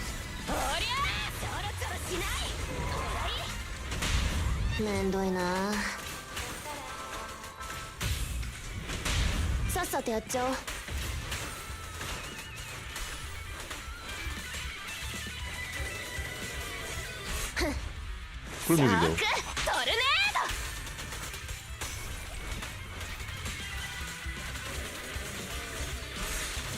Okay, I should be able to stun him way faster now. Okay, I do have my lighter. Please don't dodge this. He didn't dodge this. Whoops.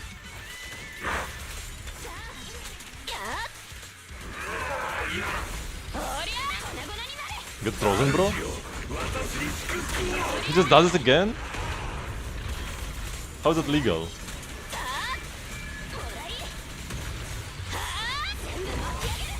Ooh, this is really bad. I guess we'll just go through all the chains. I might do ult here actually. 命の鼓動爪が汚れる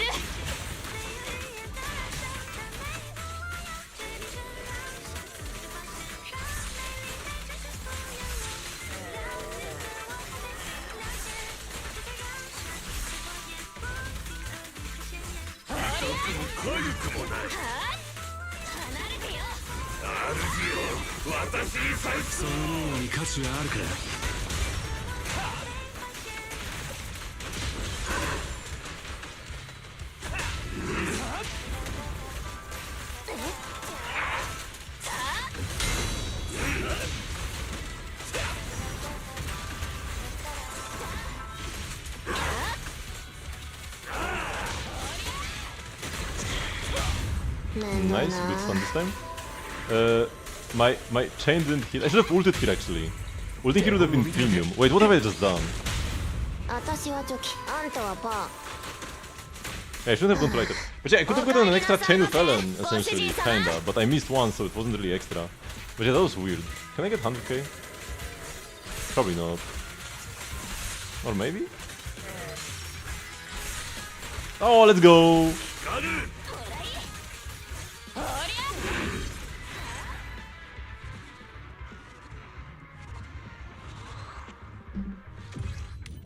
We did it.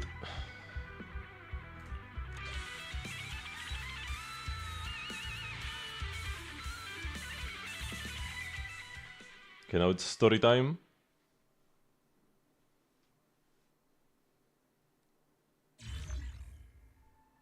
I mean, I think you are fine with like half the points. Not like I needed the 100k to get max rewards. It's just, you know, arbitrary cool number.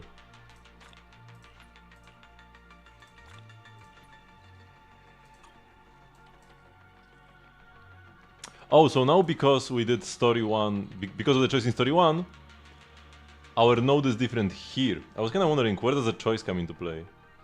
So it's here. You and your agents furiously defeated the arm-type sacrifice that was once human, then furiously tried to find more intelligence from its broken body. You furiously reached out, but ultimately lost control and threw multiple ether power canisters at it. The massive explosion cleared away all evidence along with your rage. What was this about this rage? Where did this come from? What? Why are you so furious? As you calm down, you begin to think. Fair, you overstimulate all of our emotions, inflating the agent's stats beyond their limit until they completely lost control. Master, as you sometimes ask to skip the story, no, I never did.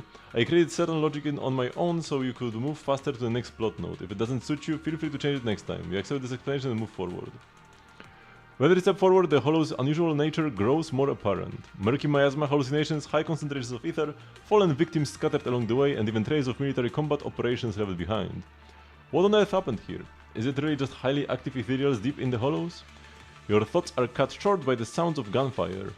Looking up, you can faintly make out a squad of soldiers in old military uniforms, emerging like phantoms from the far end of the path.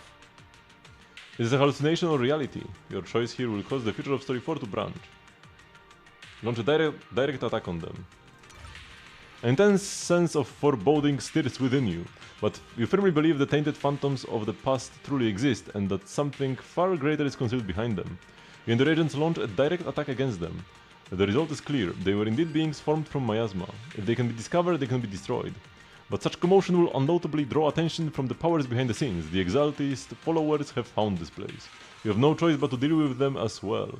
Your practiced skill making you look every bit the veteran Hollow Rider.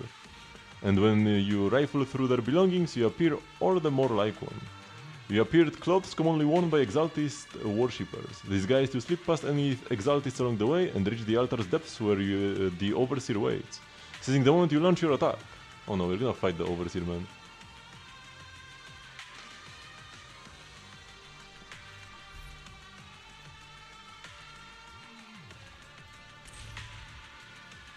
And there are 5 teams now. What? How do you even make 5 teams?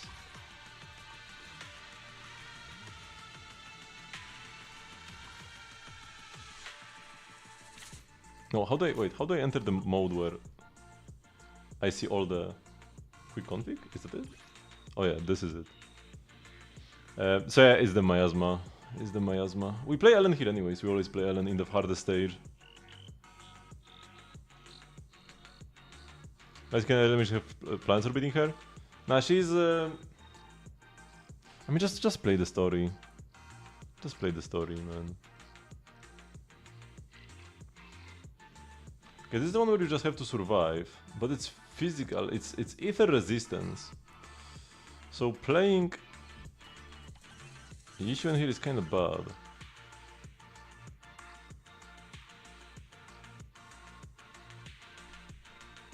It's a spoiler pretty much, yeah. One cool thing about Dialyn is that if I play Dialyn with Ellen, I could play Hugo with Lighter. So maybe I could actually become a Hugo player again.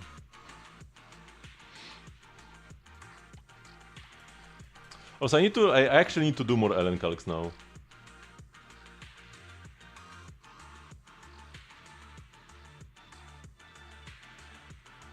Regarding her sets and stuff. With the release of Dialyn, it would actually be important again. He would even play. Here we probably go with this. Here we could go with Miyabi. Then Fire Weakness. I mean, I just need like a team. It doesn't even matter what kind of team. Do I play? I apparently have a Harumasa, Chingy, Caesar team here. I would rather play Corin, honestly. You know, that sounds kind of fire. That sounds kind of fire. Corin, Chingy, and Caesar. All the core passives are active. Is my Corin battle ready? Yeah, 75 to 136. Yeah, she's fine. Also, Corin would slay them, although Corin's ult has a very long animation. I mean, sure, but at the same time, if every agent in the game is getting buffed by Dialyn, is it really like a buff for anything specifically? Right? Like, if she power creeps every other stun character, you can't really say that the old ones are getting buffed. I mean, I guess they will perform better, but just like a character that raises the power ceiling of every single team in the game is just gonna lead to more power creep very quickly. You know, there's only one way it can go. Kind of like Astra as well. Where Astra was better than every other option in every other team.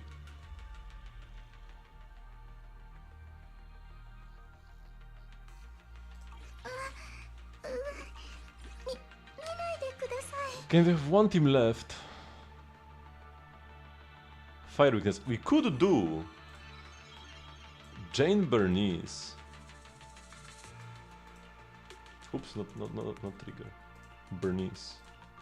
And then Seth?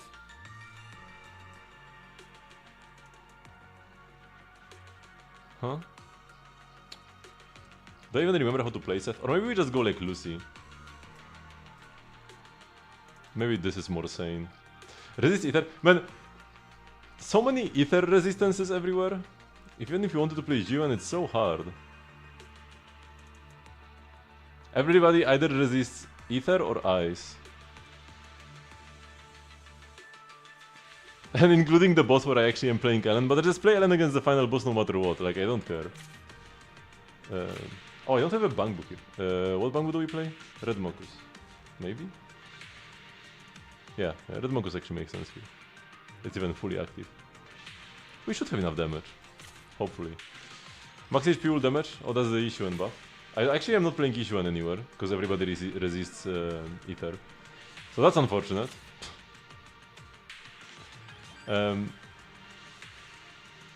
But energy generation rate increases after ulting, and you get an ice damage bonus, 40%.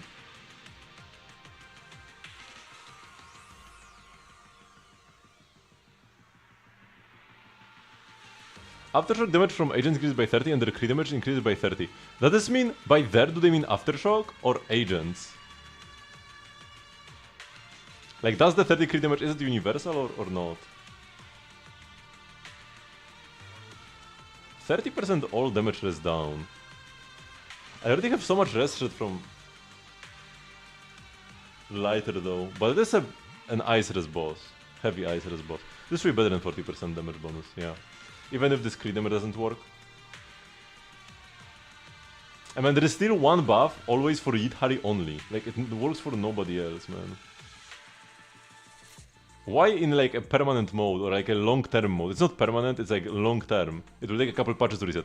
Why do they do this much shield? Where like, I'm fine with a buff that works well for Yidhari, but not a buff that only works for Yidhari. Like, that's the issue. That's the issue here. Anomaly build up. Anomaly will build up. Aftershock. And here. Attack all res. Reduction. Yeah, we've got all, you only use 2 buffs? Wait. Oh yeah, we do only use 2 buffs, yeah, that is correct. I will take a quick bathroom break. Before we start here, and we will do this. This should be the final node. Do I have to do the combats again to like unlock all the story nodes? Or can I just click through the story nodes later? I hope I don't have to do the combat again, it would be kinda annoying. Okay, be right back.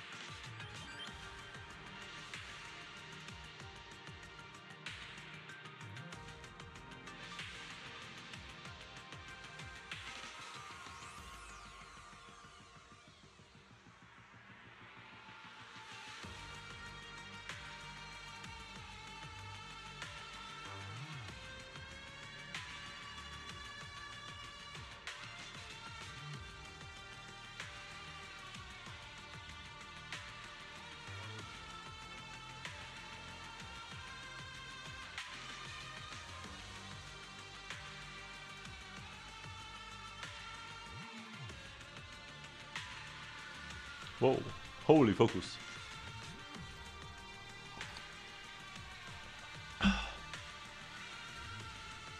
Okay.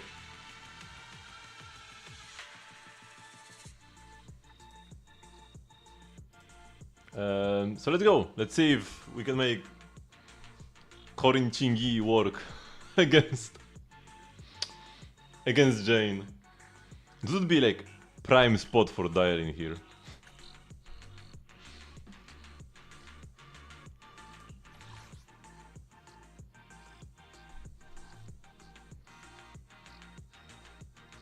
Oh, and here we have Jane Bernice, man. Holy 1.1 or 1.3, 1.2?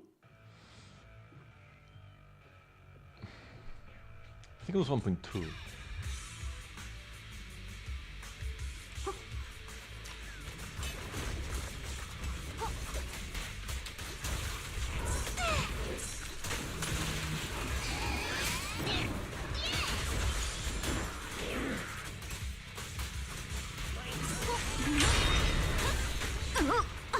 Oops, we need to do dodges.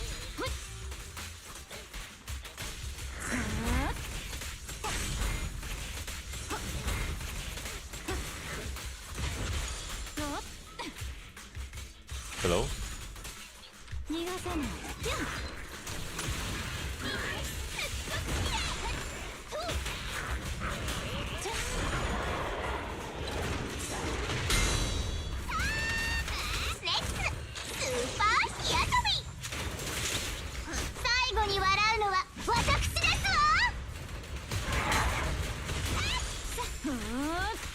Oops, I interrupted my thingy, my spin.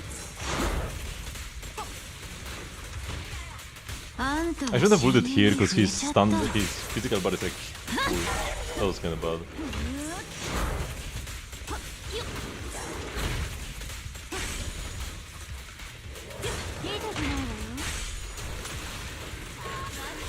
I probably should be resetting the Lucy buff more often.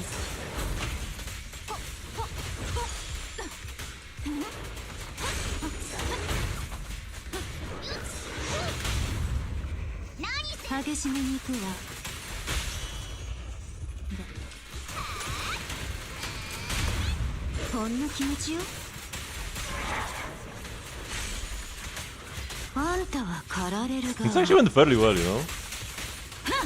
Playing Golden is gonna be kinda fun apparently, after all.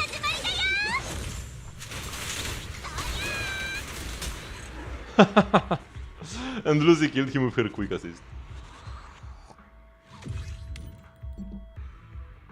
You want her to. You know what's the best part about Bernice?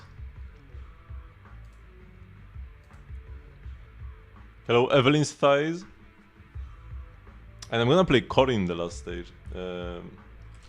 Burning Desires.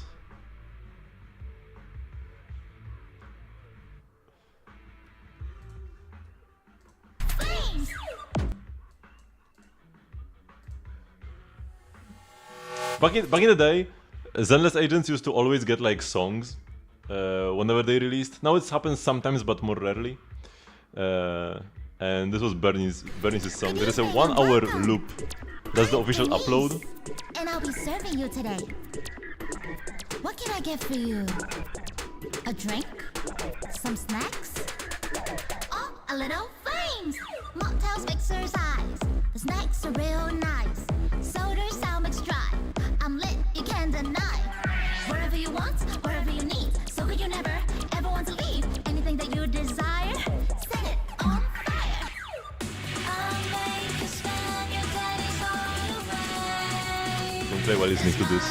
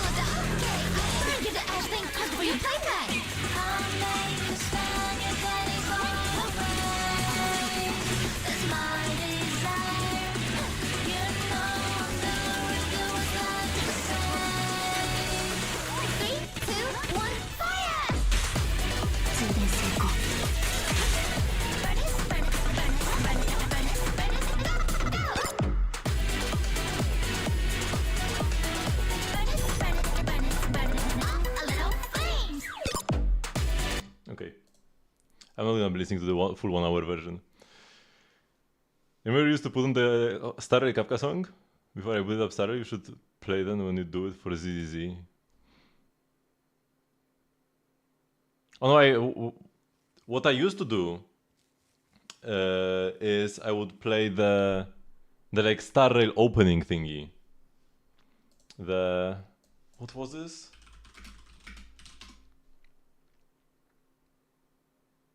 Interstellar Journey, yeah. This one. I used to play this because I used to play Genshin like back in the day. I wouldn't like play one game per day. I would play Genshin first and then switch to Star Rail back when Star Rail first released. And I would always play this as kind of like the bridge between them.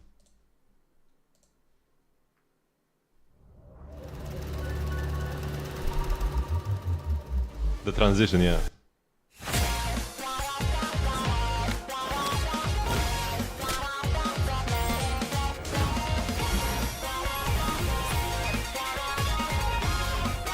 OG viewers will remember. Get rid of the press from the rusty time dossiers. Don't stay in a daze looking for a sign. Slide and try. Run across fields of ice, but hidden in starlight. Be well aware of roads we've gone by. Put yesterday's aside, meet the future head on. Now Sorry, it did get better now. It did like have a rough patch, but it's better now. 1, 2, 3.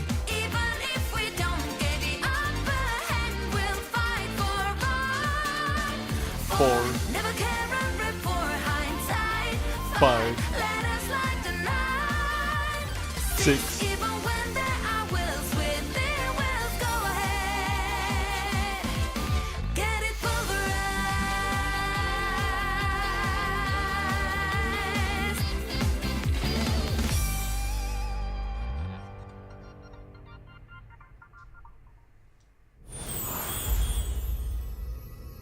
And then there was also White Knight that I also play when 2.0 hit. But yeah, Wilson was asking for the Genshin patch thingy. Next version preview. Luna 3 trailer. So let's watch that. Because he's been asking for like 2 hours already. もうすぐ期月の夜が来る。それは月がデイワットに最も近づく日。帰ってしまう前に Wildfire. 送別会を開きたい Okay, と we 思 can っ play て this as the background music for the next fight in Zenless. クータルが参加される以上特別な準備をしなければな。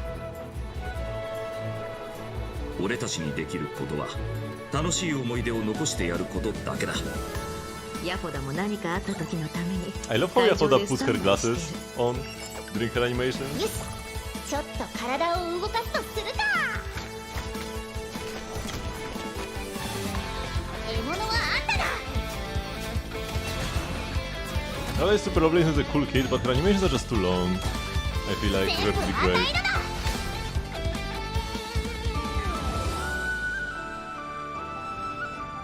Like the D is good, but the S is bad in the DPS, you know? Damage is good, but takes too much time. 一緒に最高の期月の夜を楽しもう。良い月夜を。 I don't think it will be good for Flins at all, because Flins really wants short rotations. Same for Nefer. お母さんの It should be playable, but not good. 物語の種はそこにあるのです。さあ、M の子、私に My boy Dorin! I've waited so long, man. よく見ててね。I thought I can never replace Sucrose because she takes 5 times the time. 燃やし尽くす。任せて。腐食、神聖。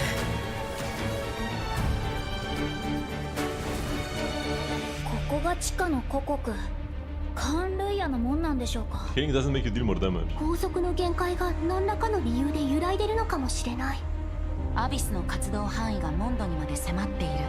必要とあらば僕はモンドの風の神バルバトスとして風を起こし、どんなもやだろうと吹き飛ばすよ。次に会う時、君がどんな問題を持ってきてくれるのかとても楽しみにしてる。森を浄化、敵を狩る。これがメモにあったカジュカジュの障害なんだ。もし使命を託された僕が失敗したら Sorry. The other people are like, we must fight to protect our family, and Klee is like, let's find the turtles. I love Klee so much. Gold is dying? Nah, Gold is alive. Like, Gold is the god of life in Teyvat right now. She consumed the previous god of life and became one herself. I don't think she can die even if she wanted to at this point. She is also Kanrian, so she couldn't die before that. I don't know what he said exactly, but the lines in the trails are always out of context, so don't take the lines too seriously. また新たな悲劇を生むんじゃないかって。我々は全ての手段を尽くした。あとは待つことしかできない。 Oh no, because his mother is not Gold. His mother is Anders' daughter in this case. Not Reindottir. And Anders' daughter is dead because she was just a regular human. She just died of old age. Because she is the mother of like the Simulanka mini Durin, right? Reindottir is the mother of the big abyssal dragon Durin. But Durin is more mini Durin than abyssal Durin, right? It's kind of like mini Durin's spirit inside of abyssal Durin's body. Or like the blood is of the abyssal Durin. But you know, kind of something like that. He's both, but he's more Simulanka. So that is his mother, yeah. 月からの呼びかけを感じる。スターダストビーチに巨影が現れたんだ。宇宙船みたいな。新たな月神が生誕すれば名前もわかる。 And the name will be so big for Columbina. 感謝する。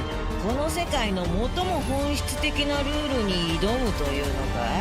彼女は月に戻る方法を考えていたみたいだけど、もうダメそうね。今はみんなで運命の分岐点に立っている状態。そう言えるわ。Very hype. And then, yeah, like we got a sneak peek at Nicole here at the end as well, and a bit more in the entire during the entire live stream. And people are suddenly so hyped for Nicole as if we didn't know what she looked like before. Man, I was hyped for Nicole since the trailer dropped, the initial one. I was instantly hyped for Yahoda and Nicole both, and people like ignored them both for some reason, and now they act like they are hyped. Fake fans, man, fake fans. Like, if you want the healing, that's good, but she just takes too much time. Like, everything she does is great, you know? If you just look on paper, everything is great.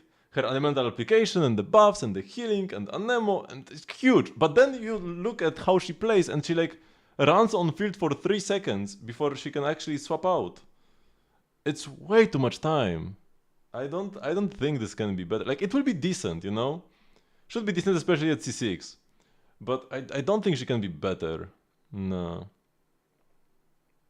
I've done all the quests in Genshin, every single one. In the entire game. Can't Q and switch? I'm pretty sure she cannot. Also, we're supposed to play Wildfire for the next fight.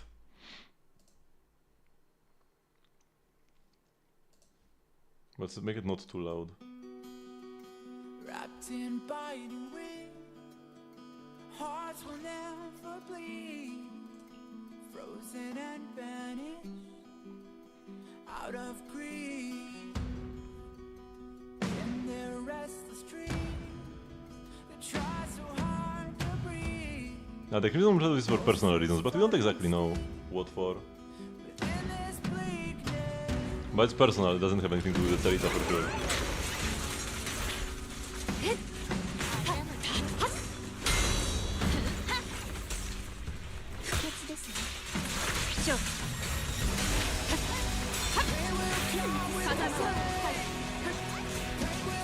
Oof, wait a minute.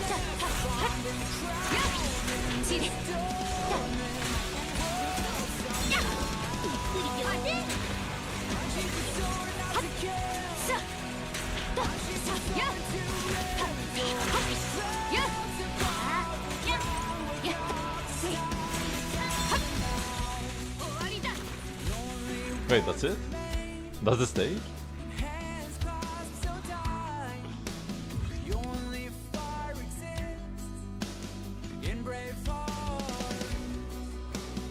Seasons that refuse to change over the years will find their way back on track.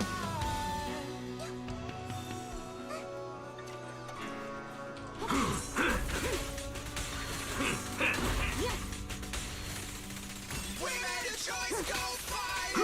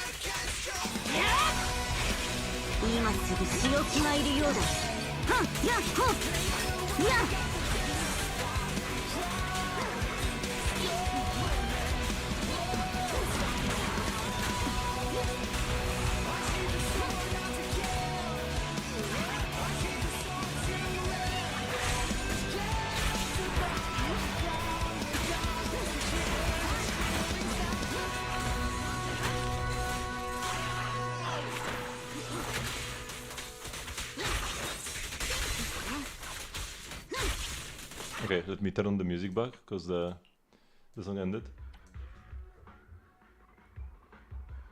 She has the power to rebel against the other Fatui?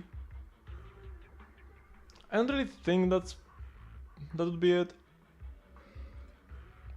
I mean, the only other Fatus that could be a threat to her and that she could try to fight against would be Dottore.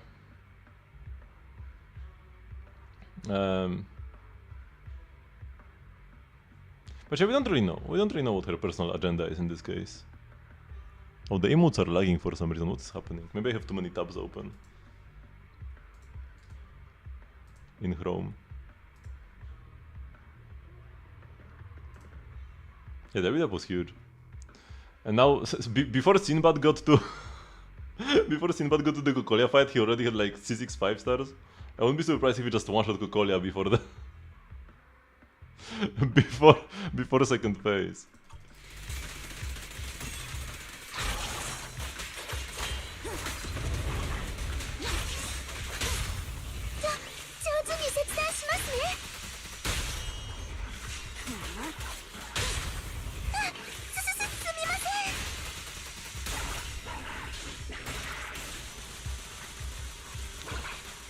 Gotta be honest, Corinne is not doing all that much in this team, but she's doing something.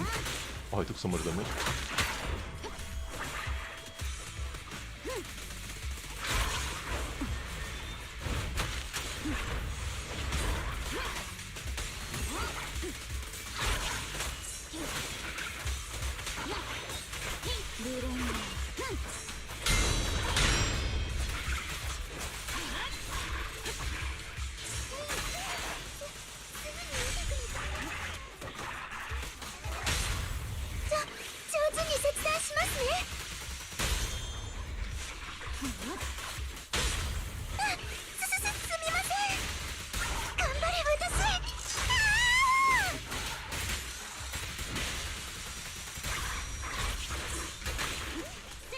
Oh, Corinne's dying. Wait, if she dies, I lose this. I need to be careful. Oh, she entered another miasma phase.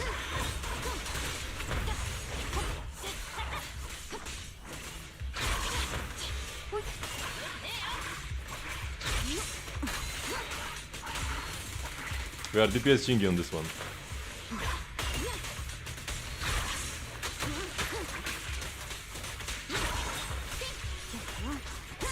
この場で正してやろう。Not in 上手に切断しますね。 Not in 2025, no. Also, she's a hunt character. You can't really be AoE if you are a hunt. Okay, we did this. Took a while. Corin was not doing too much, gotta be honest. Maybe if I played just like a buffer, maybe if I just played Nicole to buff Chingy main DPS, would have been better.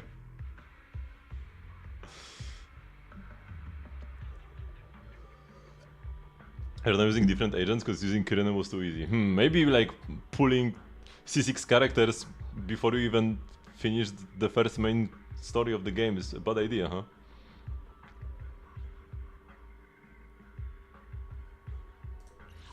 It's not a card game, there are no cards.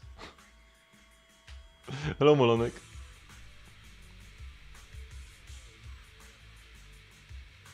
And yeah, now we go here. Doing pretty well, although I overslept like crazy today. Overslept to work quite a bit. I've not been sleeping enough because I've been just playing Shin Megami Tensei all day, all night. I'm so addicted to that game. But now is the weekend, I will have more playtime, let's go! I finally started getting the cool demons. Oops.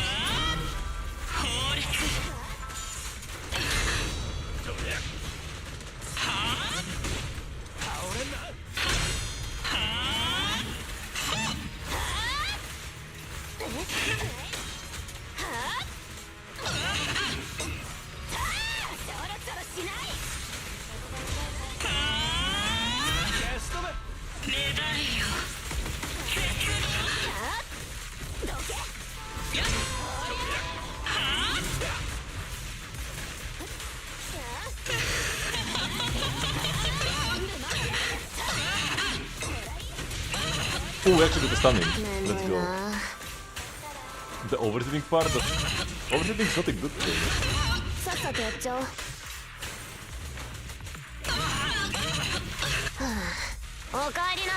But it wasn't bad, but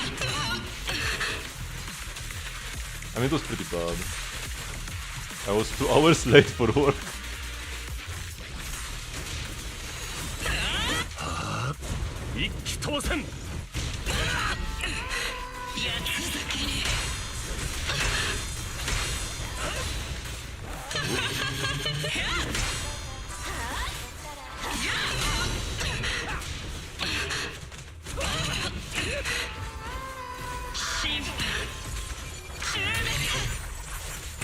Oh no, I thought I maybe could stun her, but it was already long gone before then.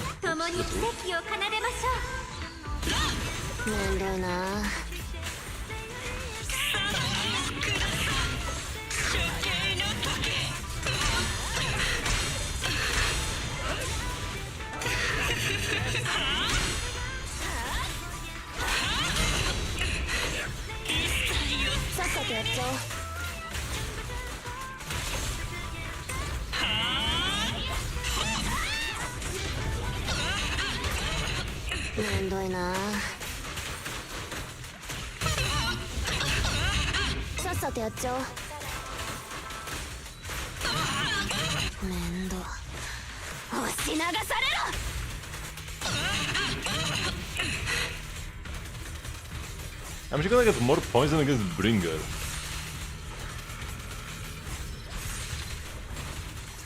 Kinda crazy, what? How do I get more points against this boss than against Bringer with an ice heal? Championが来てやったぞ。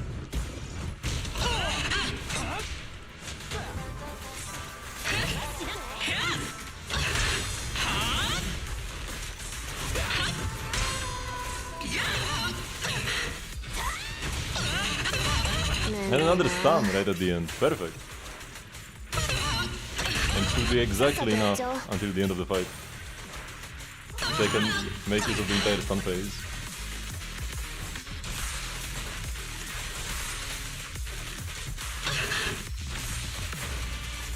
And another ult, last second.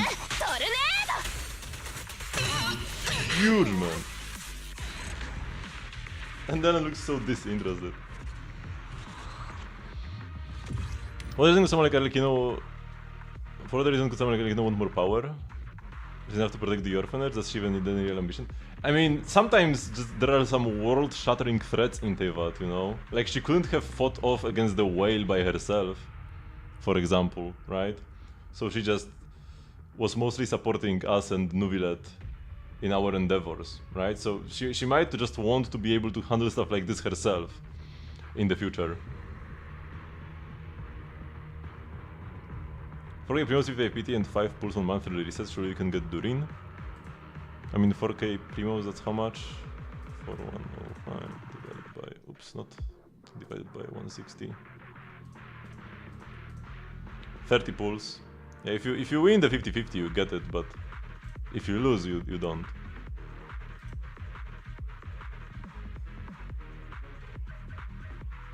The wheel is overhyped? No, it's not.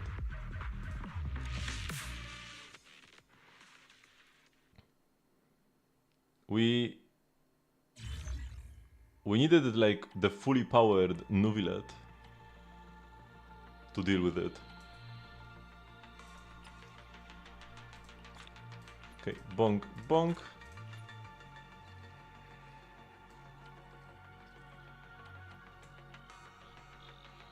Clear stage 4-1? Oh, so last node is also another combat. Oh boy. Nuvilet no diffed? What do you mean no diffed? It was definitely a tough fight, and Child helped like weaken it at first.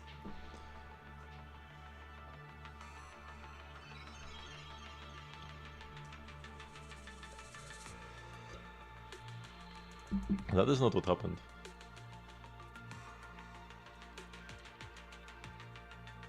Child is not weak either, bro. The only issue with Child is that he is like... He doesn't have the stamina, you know? He's powerful for a moment and then just dies. after his powers eat him from the inside. But when Child is fully powered up in his, you know, when he's using his vision, delusion and abyssal power all at once, he's incredibly strong. But you just need to wait it out. You don't need to actually beat him in that state. Out of all the characters you have, Scarlet would be the strongest? It's hard to say. Yeah, lore-wise. There is definitely a chance. There is definitely a chance. It's between Skerk, Nuvilet, and Mavuika. It's like those three are the only contenders. The Traveler right now is not that strong, no. He will be eventually. Ronova is not a playable character, Sinbad, if you haven't noticed. And also, she's just a shade of the Primordial one. So why would you put her over the Primordial one?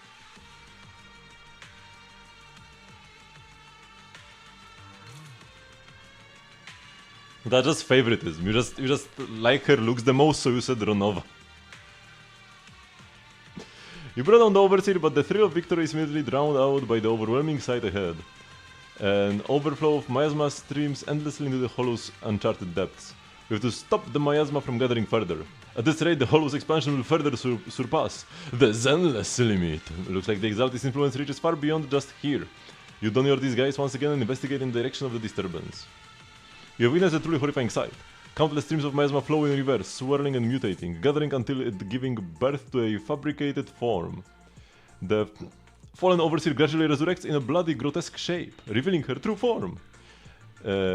Even with her honor in tatters, she stubbornly clings to her old path, until in the end she finds herself moving against every companion. She has also noticed your presence, though she has yet to uncover who you really are. As disguised followers, you must, like other fanatics, willingly offer something to temporarily gain her trust and find an opportunity to get close to her. This choice will determine your opponent at the last node. Surrender your memories. Things never forgotten. Not the painful memories of the past, but the ever-burning flames of revenge. Indeed, the Miasma creatures need memories as raw material, and offering those memories presents the best chance to get close to her. You follow the other believers forward, consciously avoiding any painful memories of the past. You desperately fill your mind with fragments of happiness. You even begin silently reciting the names of your loved ones, and those memories of mutual dependence shine especially bright in this instant. You successfully approach her. She's close enough now. You strike at her, attempting to gravely wound this broken soul that contains nothing but flames of vengeance within. You realize what stands before you is no longer purely human, but rather a convergence of iron will, existing only to question the entire world. As the expression draws to a close, you finally see it, the Defiler appearing in the distance. Okay.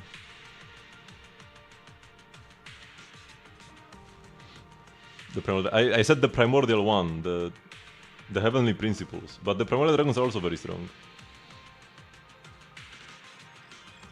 We've only seen Nuvilet at full strength. The other dragons have been sealed away. The power of the dragons is sealed away behind the heavenly thrones of the Archons.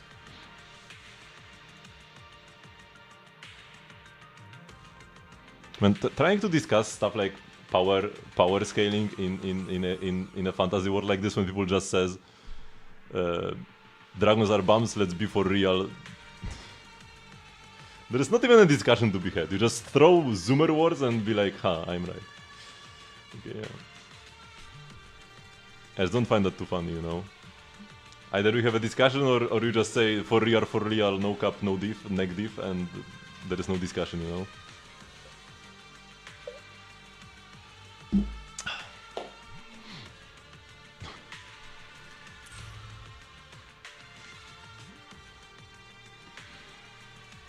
Yeah, the dragon's powers got sealed away, but the heavenly principles was gravely wounded and has been sleeping for years.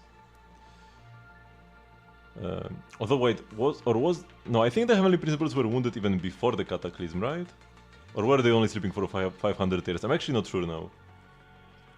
But Archons are definitely not above the dragons. No. I mean, an Archon can be above a dragon with its power sealed. But with the power unsealed, like, you have seen a lot of people say that Zhongli might be the strongest Archon, military, martial-wise. It's not definitely true. Raiden and Mavuika might be stronger, but, you know, Zhongli is definitely not weak. But he was spooked, man. He was scared when Nuvilet was mentioned. There was this one event where Zhongli and Nuvilet were like in the same area. And Zhongli was just running away when Nuvilet could even get close. They're probably to turn into Nodis. No, the Nodis are a different thing. The Nodis are not related to the dragons. The Nodis are the remains of the third descender, whoever that was. The dragon power is locked away in the heavenly thrones. So behind, like, the Archonhood itself. The heavenly throne is what gives you Archonhood. You can throw away a Nodis, because like most of the Archons threw away their Nodis at this point. Mavuika has it. And then Tsaritsa has all the other 6, right? That's where the Nodis are. Yet, all the other characters are still Archons. Zhongli is still an Archon, Venti is still an Archon, Furina isn't, but she never was. So, the Nodis is not tied to Archonhood, it's just like a piece of power that was given to them. It's like, nice, have this, shoo! But yeah, these are the remains of the third descender. What actually makes them an Archon is the Heavenly Throne, which was destroyed by Focalors. And that's why Nuvilet got his powers back. And he was able to turn all Oceanians into humans in the entire Fontaine. And so far, Nuvilet has been kinda chilling. He hasn't been really doing much since he got his powers back. But he will be way stronger than most people think he would be.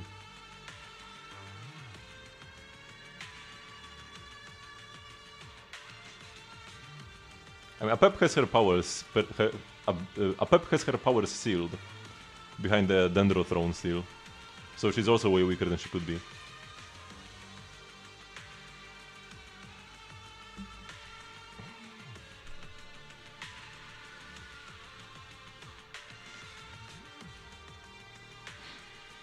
Furina is not and never was an Archon, even. Apep is Apep used to be the Dendro Dragon Sovereign. Or I guess still is, but you know, outside of Nuvile, the Dragon Sovereigns have their powers had their powers sealed. We meet her in Nahida's second story quest, where we go to fight off some abyssal infection that was within a pep. The boss fight, the one Sumeru boss fight, we are like inside of a pep. A pep just doesn't like humans in general, as do most dragons. You haven't done Nahida's second story quest, bro. Do I have to face up in the future? Nah, not really. I don't think we'll be adults with the dragons. I think we'll try to create a world where we can all coexist. Man, it's Jane again in the final fight? What are you... what? It's the same! The second story quests are the most important ones. Except for Yoimiya's, which is just like very chill. But yeah, Zhongli, Sinnoh, Nahida, those are all very important quests. Raiden. Those are like the only quests you definitely shouldn't skip. I mean, ideally you shouldn't skip anything. Okay, versus this boss, Ellen would be so giga cope.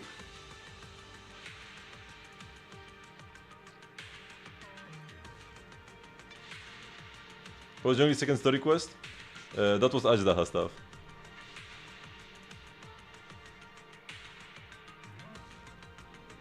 Bro, how are you not clearing quests? What do you even... Because the first story quest of Zhongli's was about the Goddess of Salt. We went with a researcher to like the ruins, and then Zhongli took the salty artifacts and threw them into the ocean. And increased the salinity of Teyvat's waters. So the second story quest is Sethos, yes. I mean, it's not just Sethos introduction.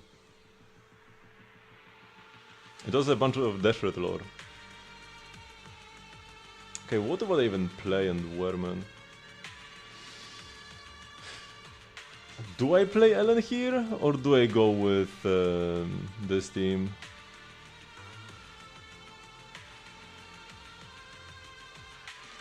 The Heavenly Thrones are what gives Archons their Archonhood. And this is what Focalors destroyed to grant full powers back to Nuvile so that he could turn all the Oceanids into humans. They are the Heavenly Thrones. And the Noses are just a separate thing. And what do I think that is? I don't know exactly. I mean, the Heavenly Thrones were made by the... Like, that is what seals... It's like a seal on the Dragon's power. And it allows the Archons to utilize the Dragon's power. But I don't think we know, like, physically what they are. It's not even a physical thing, really. It's not an object.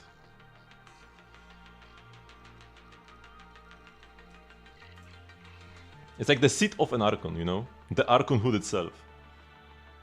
There is no Hydro Archon? Yes. The concept of the Hydro Archon has been destroyed. There is no longer a seat for it. Because you could kill an Archon, but then like another one would pop up to replace them if you just kill them normally. But Focalors was gathering power for 500 years. So that she killed herself so hard that she destroyed the seat of the Hydro Archon. And there can never be another Hydro Archon unless they were to like seal Nuvilet's power again. But right now Nuvilet regained his full power. And Nuvilet now like Nuvilet fulfills the role of the Hydro Archon-ish. He willingly continues to give out Hydro Visions. But like, that's about it when it comes to... And like he does also protect the nation of Fontaine.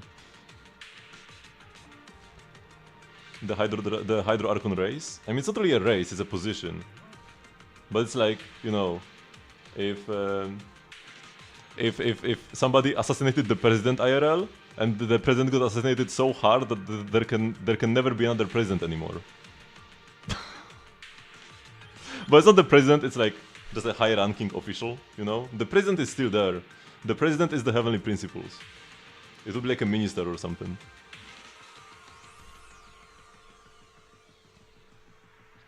Okay, everything is weak to Ether. Just resist different things. I don't want to play Caesar in the final stage, but I don't know about the Corin. That was kinda sus. And this is gonna be even harder than last time.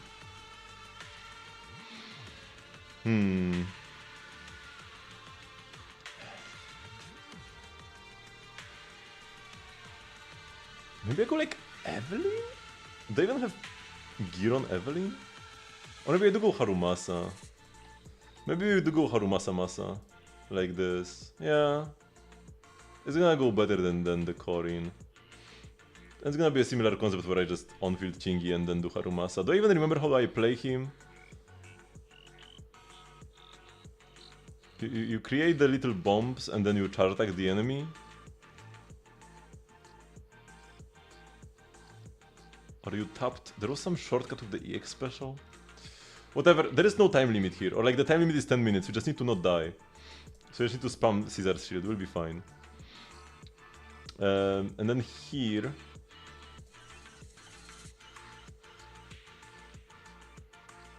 Ice Res. So you could go Alice? Or... this. Or Yishuan. And maybe Ellen against the Thracian. And we need to do something about the supports, the lacking supports. And here we'll play an anomaly team, but this is Feedress actually. So I can play Alice here.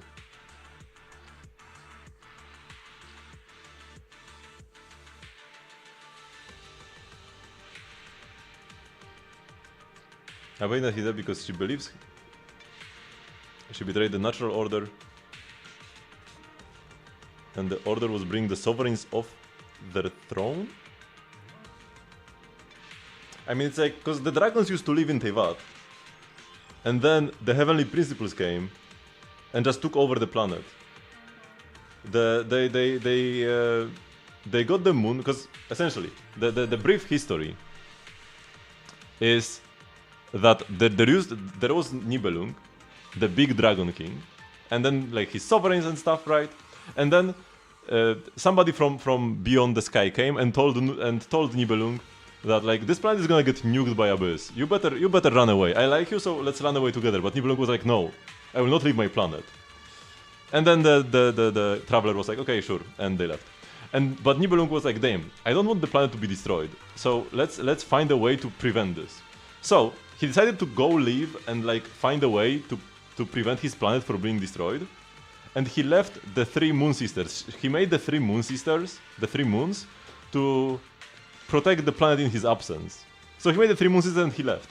And then, while he was absent, the Heavenly Principles came, and they got the Moon Sisters to like...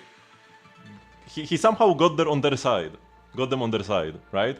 And then with the help of the Moon Sisters, he defeated the dragons. But the dragons got like betrayed by the Moon Sisters, and that's how like he defeated them. So he essentially used like part of Nibelung's power, which was given to the Moon Sisters, to subdue the dragons. And Nibelung came back and was like, what the hell happened here? And then he fought the Heavenly Principles, but he lost. But the Heavenly Principles were also gravely wounded in that fight. So it's not like the dragons were no-diffed or anything, no. The Heavenly Principles, they must be strong themselves, but then they also use the Moon Sisters against the dragons. And the Moon Sisters all died in the process as well. And the natural order was just the dragons ruling the world.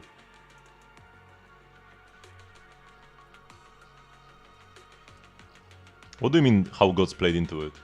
The gods that mattered were the Moon Sisters, the Sovereigns, and the Primordial one. The gods that mattered in that fight. That was even before Archons. Some of them might have existed, but like, Archonhood was not a thing. And then like, after that fight, Archons were created to seal the Dragon Sovereign's power.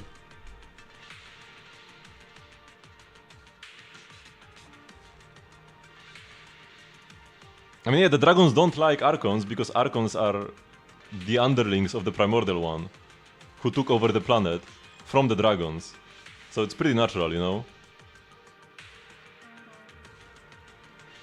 He raided Tevat, took it over, and sealed the dragon's power so they couldn't fight back.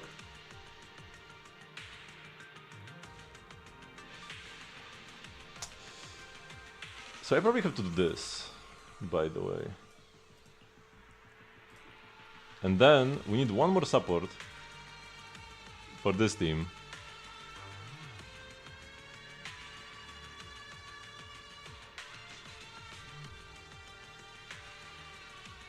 But they rule over the powers, even if they don't use them. How do they have more powers? I mean, they use the thrones. The Archons can use the power of the Heavenly Thrones.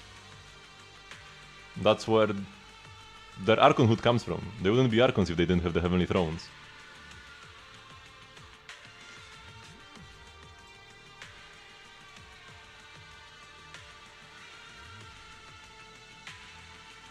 But we are talking about sovereigns without their power. And the only one that's like 100% confirmed is Apep. Azdaha and Dialyn might also be Dragon Sovereigns, but we don't know for sure. But Nuvilet has all of his power back. Nuvilet's power is no longer sealed. Nuvilet has his full power. He has his throne, and like it's... This is the power that was originally his, so he probably can wield it better than Focalors ever could. No, the noses are a different thing. The noses, they are not related to dragons at all. The noses are the remains of the third descender, who was a totally different character.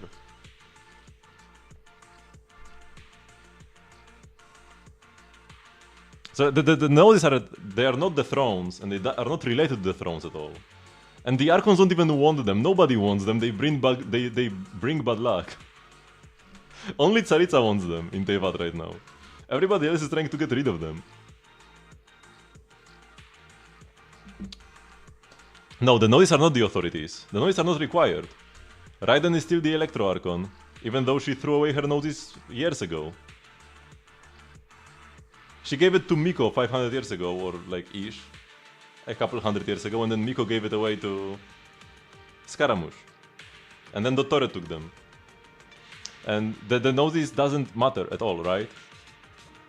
And Raiden knew it didn't. That's why she just didn't... Raiden just didn't want it. Even when nobody wanted to take it away from her, she just gave it away. But the noses are not the authorities. They are not the Heavenly Thrones. The Heavenly Throne is the concept of being an Archon. The authority is not a physical thing. It's like more like spiritual.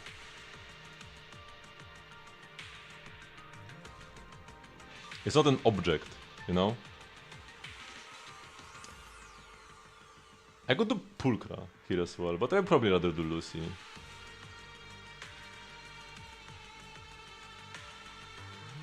Just have like some sort of a buff, and then we kinda just solo with Ishu and...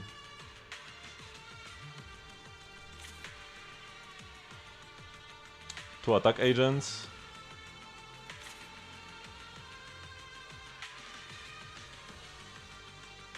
Can attack the enemy increases stun damage multiplier?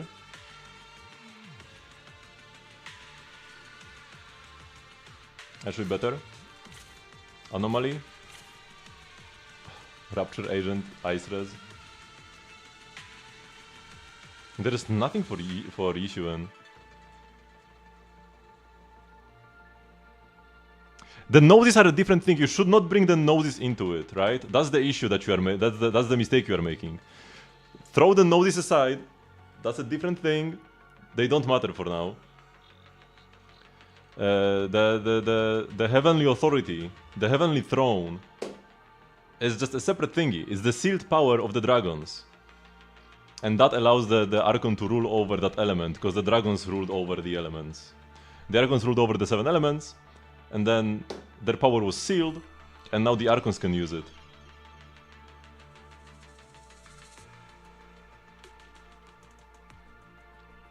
The Gnosis is a separate thing. How long ago were the dragons overthrown? A couple, like probably 1,000-ish. Maybe a couple thousand. We don't really have the exact dates. The one exact date we have is 500 years ago we had the Cataclysm, but that was later with Canria. The dragons were already long sealed by then. It's probably a couple thousand. And the last Fontaine wall is with the mirror one, the sunflowers and the dog. That one is pretty complicated. When did Venti overthrow the Caribbean? That was probably also like 1,000-ish years ago. The Archon War was, yeah, 1,000-ish years ago, probably 1,000, 2,000. But the Archon War is probably not like a specific thing that just happened at one point. It's just a long process of gods fighting each other over who's gonna be the Archon, you know? But it might have lasted thousands of years, with some gods winning Archonhood pretty quickly, but then the others kind of fighting for a longer time. Some people didn't want to become Archons, because for example, King the Shred was offered Archonhood by the Heavenly Principles probably, but he was like, nah, thank you, I don't want it.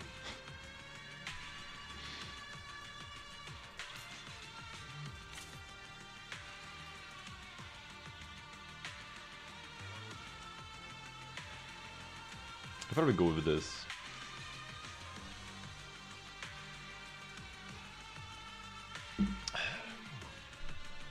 Who was the puppy?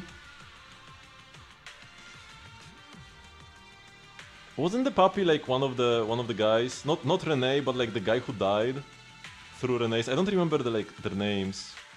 But there was a guy who Renee killed. So Nazi Zenkreuz, aka Renee.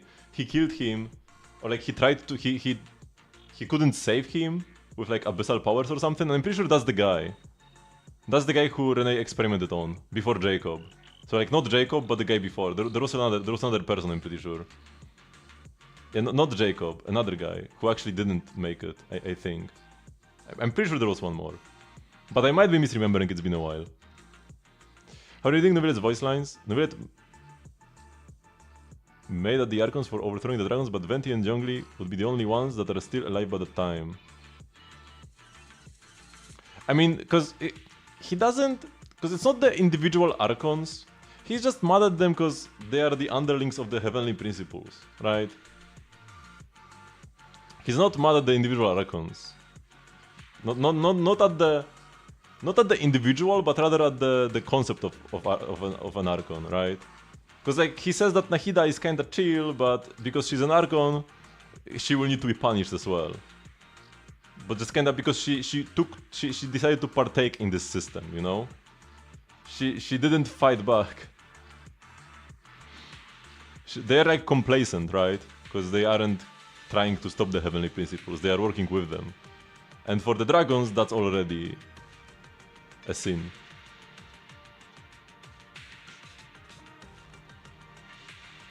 Neuville's memory might or might not have been affected, but the way people think about Nahida now is that she was... Because Ruka Devata used to be the Archon.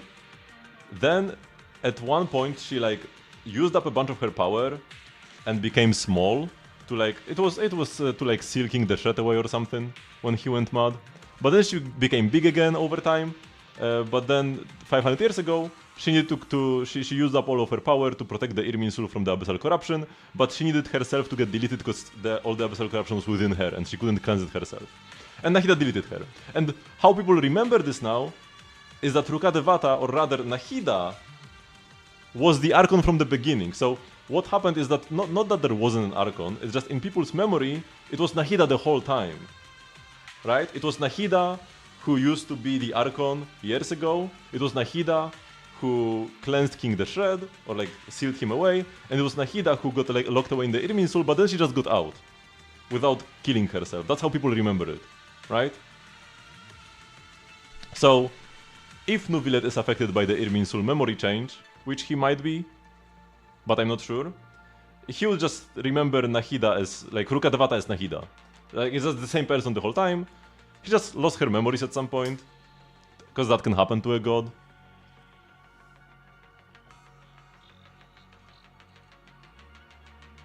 I mean, no, it's not really any inconsistencies, no. Also,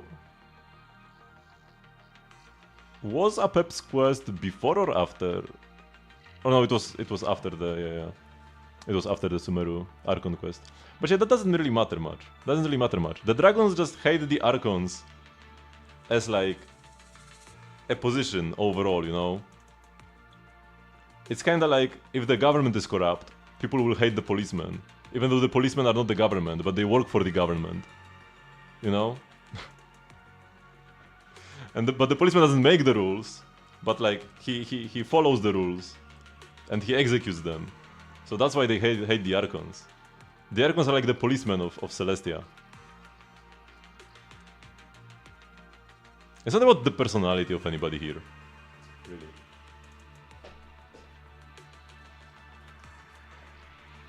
I mean, if you mean that Nuvilet doesn't hate Nahida as much as Apep, but Apep is just kinda nasty in general.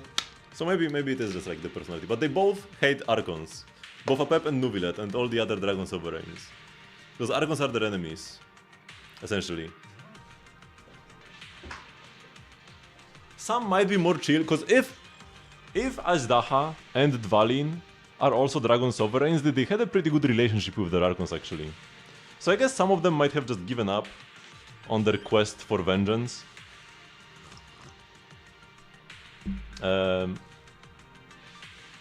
Because Azdaha really liked Zhongli. They fought together, they were best buddies. Until Azdaha got dementia. And Dialyn seems pretty chill with Venti as well. So I guess, yeah, some of the Dragon Sovereigns might have just kinda given up on vengeance.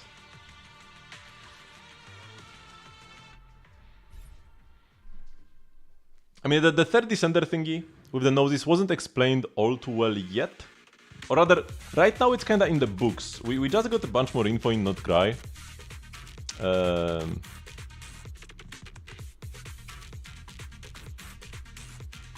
But the most important piece of info is when Skerk told us. Like, we asked, she told us that the notice is bad luck, and Nubilet was like, why? And she told him that it's the remains of the third descender. And I'm pretty sure even Nubilet himself didn't know. Nubilet did not know what noses are. But Skerk told him that it's the remains of the third descender. And that's why Nubilet was ready to give it away to Arlecchino, because he did not want that mess. And now we have some more books in Not Cry that talk about Pakasuko, which is probably the third descender. I think that was it. I think it was Pakasuko, might be one of the different characters in that book. But we should get more third descender lore shortly. So we don't really need to study it that much yet.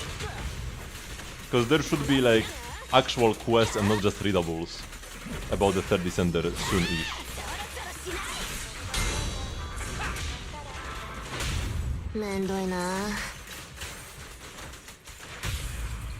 Oh, how did I get a stun? I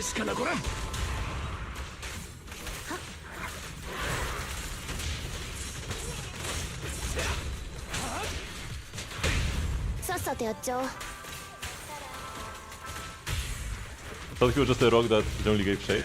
Oh, I can't get another. Like, yeah. But he might have, because the Dragon Sovereigns, they can reincarnate. So most of them were actually just like killed. Like dead. But then, some of them reincarnated.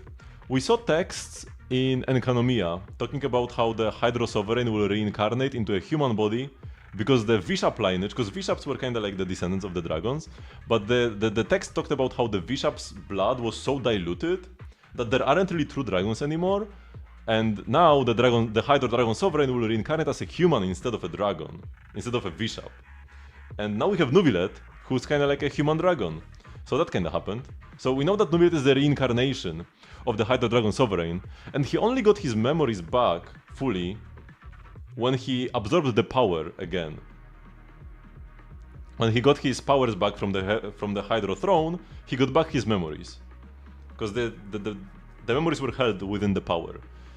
So Azdaha was probably the reincarnation of the Geo-Dragon Sovereign that Zhongli kinda gave life. Like, he reincarnated as a rock, and then Zhongli gave him a soul, essentially, so that he could live on.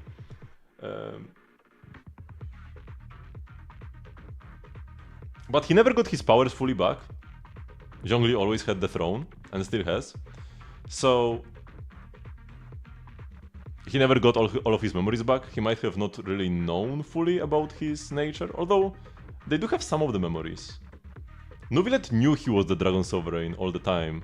He just didn't know all of the events that took place thousands of years ago.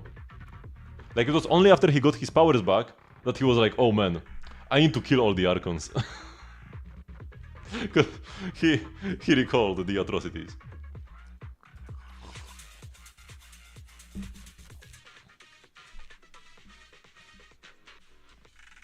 So maybe Dialyn and Azdaha would do the same.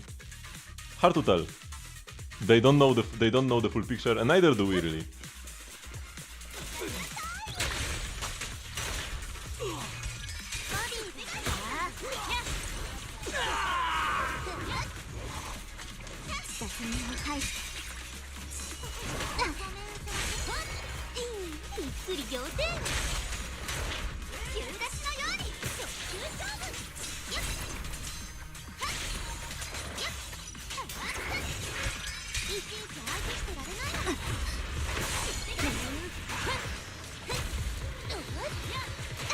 Ouch. Ouch. Oh my.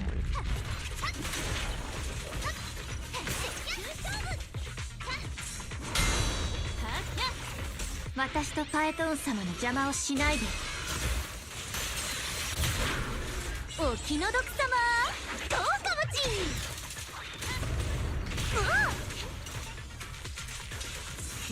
集中。し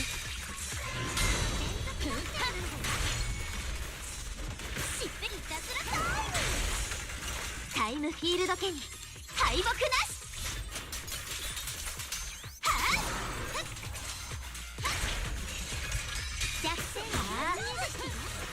Here we go.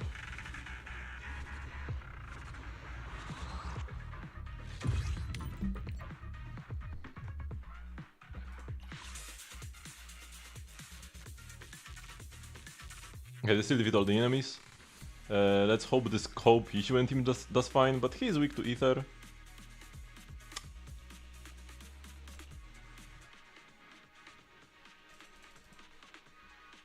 Oh, did my game crash? Oh no, it's just lagging.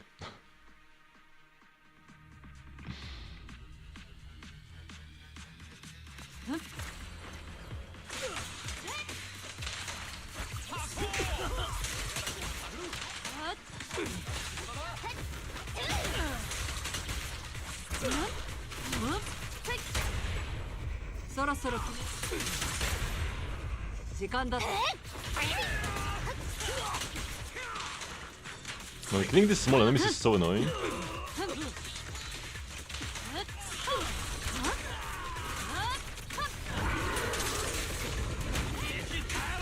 Wait, how is this guy gonna work in this small room?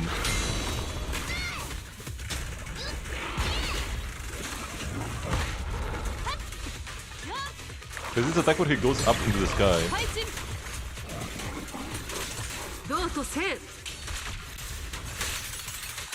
Yishuen is the Bale Void Hunter.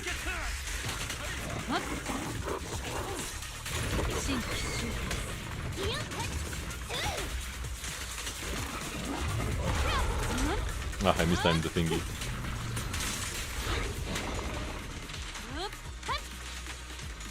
Can you... Why is he not moving, man? Are we use all the ults now? To deal extra damage to the Void Shield thingy, the Miasmic Shield.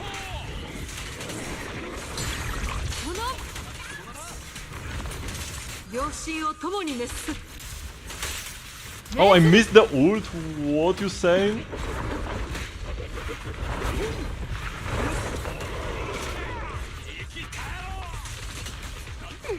How can you miss the ult, man?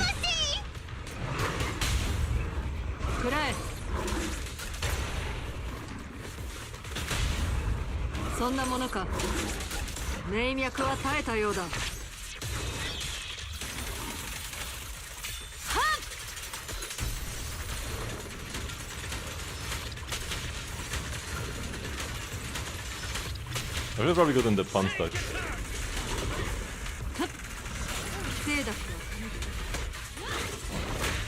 Oh my god.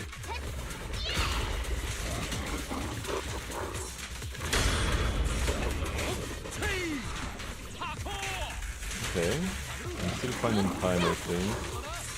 I should finish him now. Without too much wasted time.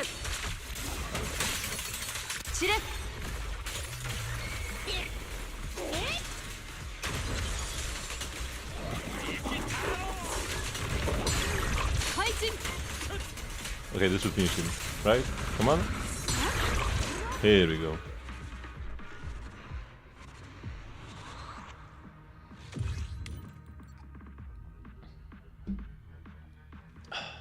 Well, this is Void Hunter and release an actual Void Hunter 5 patches later. Yeah. I mean, it's kinda because they never really said they would just release one Void Hunter per year. I will call it a day for now with this. We'll do Genshin Duel as well. And I'll finish the last two fights later on.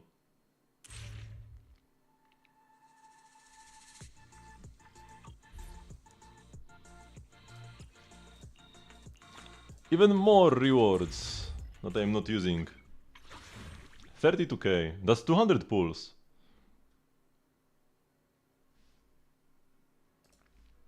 And then we have 30 more and then 10 more. 240 pulls. That's like 3 PTs at least. Genshin Duel.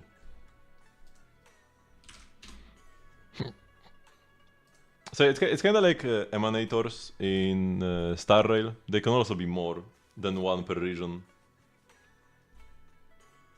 We got Finon and Kirene.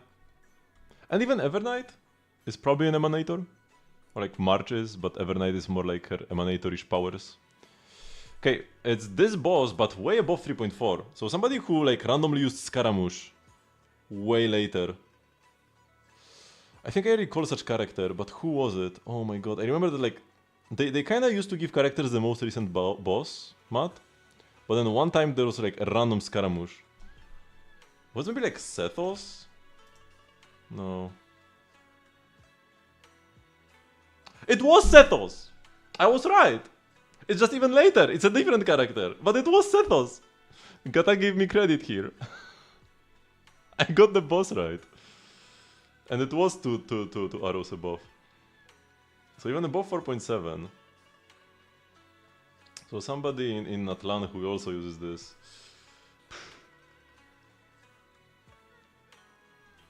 At this point I don't know. Maybe like Ifa? No, Ifa uses rooks. It cannot be Ifa.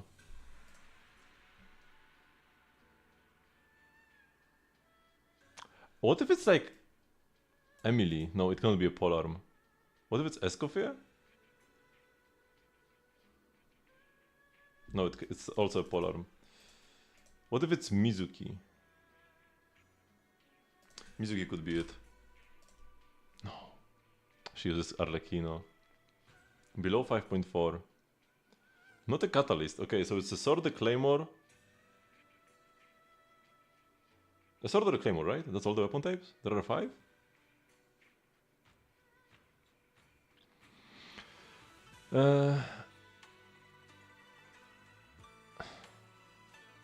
Could be like Shironen? It could be Shironen. Shironen fits here if she uses these mats. It is Shironen, okay.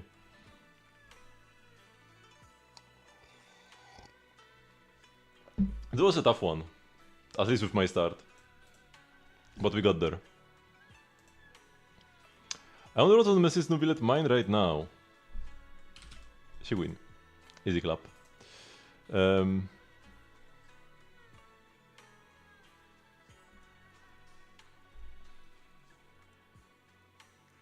Kinda looks like an insect leg, but it's probably not an insect leg. This looks kinda electro-ish maybe. I don't know though. Maybe it's Sethos. Let's go. No. What is this? Huh?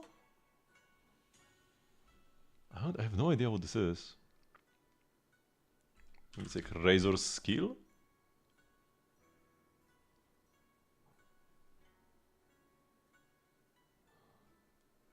Oh, so this is the top.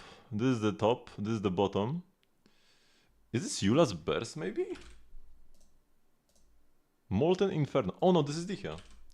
I even know that I was in a like Genshin knowledge contest on a convention, and my final question was who has the skill that's named Molten Inferno.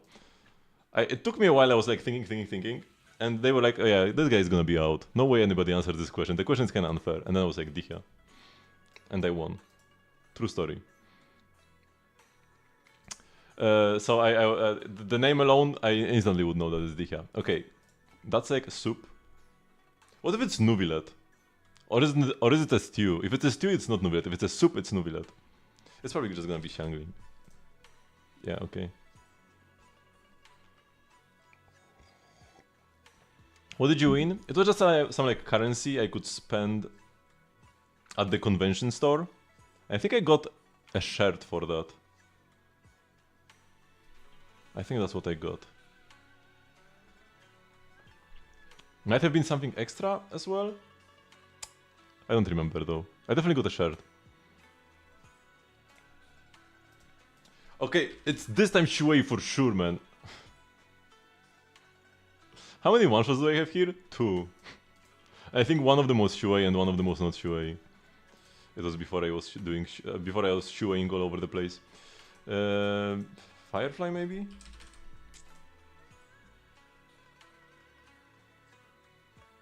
Below 2.3.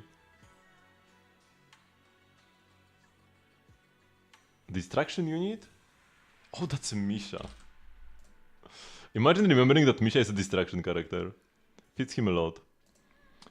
Humanity never conceals its desire to control the heavens, and I am no exception. Easy clap, that's her ult line.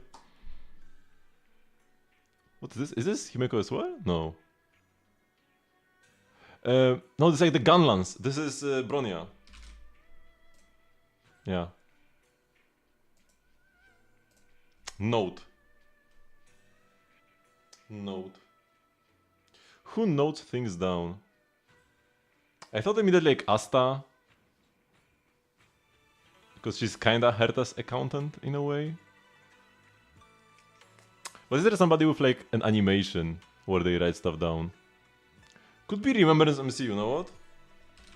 I feel like that's the best bet here. Oh, hat? What do you mean hat?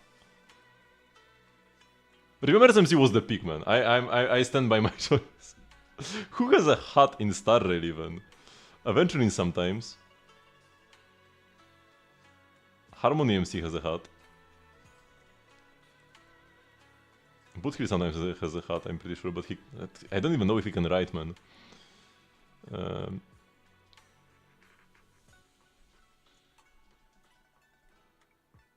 Herta has a hat, but yeah, no. Hook probably can't write as well. Huo.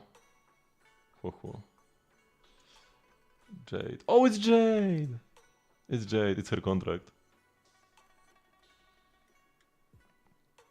Are there any other groups that are strong that can affect the world besides Archons, Fatui, Harbingers, Shades, and Sinners? There is the Abyss Order, but they are kinda... they're kinda under Vedrfolnir. I mean, Descendants are not a group. The first one is probably the primordial one. Yeah, probably. Or maybe the second one. But one of them is the primordial one. Then there is the second who came. Who might be Nibelung, but maybe not. Maybe the Voyager. Then there was the one that got destroyed into the Nodis and is dead. And then there is us. So, the Descendants are not a group and most of them are not active right now.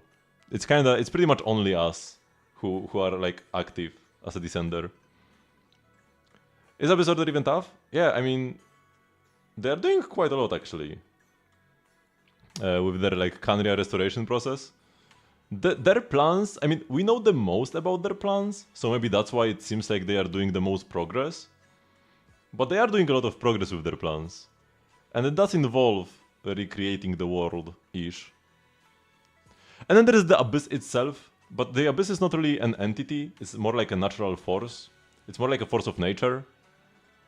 That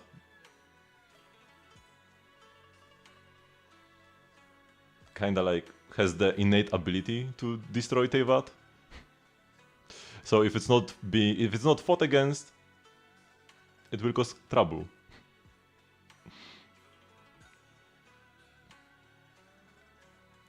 You don't remember any heavy hitters? There was Goisothoth. But the Abyss is just like a force of nature, you know? It's like the ocean or something, you know? Like, is the ocean tough? You can't defeat the ocean. And the ocean can flood the place where you live, and you can't do anything about that, right? If you get flooded, what are you gonna do? You need to move. And if the entire world will get flooded, yeah, we're just kinda just done, you know? We can try our best to prevent it. We can try to, like, build dams and stuff, or whatever. Like the Netherlanders. But once you get flooded, it's done, you know? You died.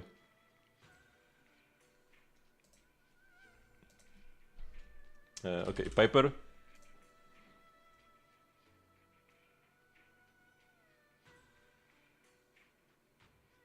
Nothing in common, so we go Anton. Okay, it's an attack agent. Which could be Ellen Joe? No. Okay, gotta be careful because I only have 2 more guesses. Gotta make sure whoever I guess does not have anything in common with these. Orphe? I don't think Orphe uses any old boss, so I think I'm gonna go Orphe. Nice. The Zenless ones get tough sometimes, like when I lost my 141 streak, but my Genshin streak is actually bigger now than this one ever was. So now this is the mode I need to focus the most on.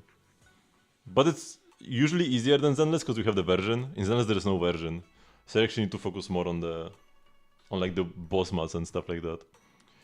If you don't know the boss mats, you can lose quite easily. Okay. Let me go to some of the final days of this, because the Subian Temple is getting deleted next patch. Because like, they are introducing an auto mode, but not only that, they're also removing the Devon Pawn Shop. Like, that will be gone. So essentially the entire point of doing the mode is gone as well. So not only can it be automated, but also you will get nothing from it except for a couple of Dennies. And the permanent rewards will be there, but the like periodic rewards are gone.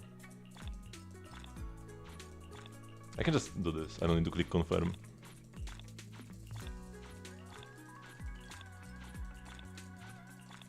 I don't really watch many movies. Can all these groups do anything against the Shades? I mean, one of the Shades betrayed the Shades. Even though it should have been impossible. Ronova refuses to believe that it's possible to betray the Primordial One. Because they kinda are the Primordial One. They are not... They are the Shades of the Primordial One, right? They are his shadow. But apparently, Asmodee betrayed him. So she kinda betrayed herself, in a way. So yeah, if you get a Shade on your side, you can definitely do something about that. And yeah, then Gold consumed Naberius.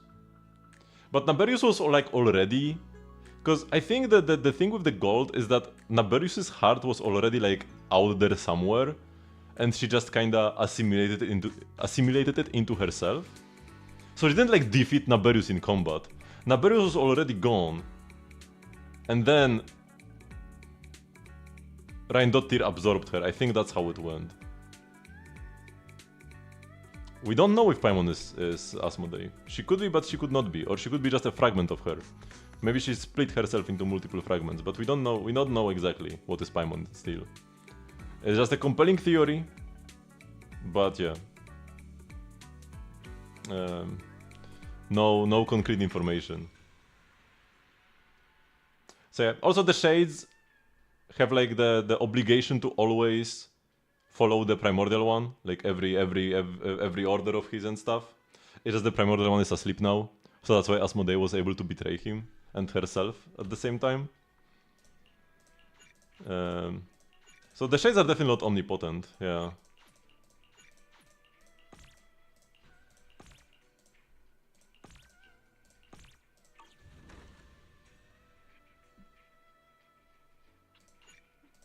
what about this? Okay, the craftings are still going on.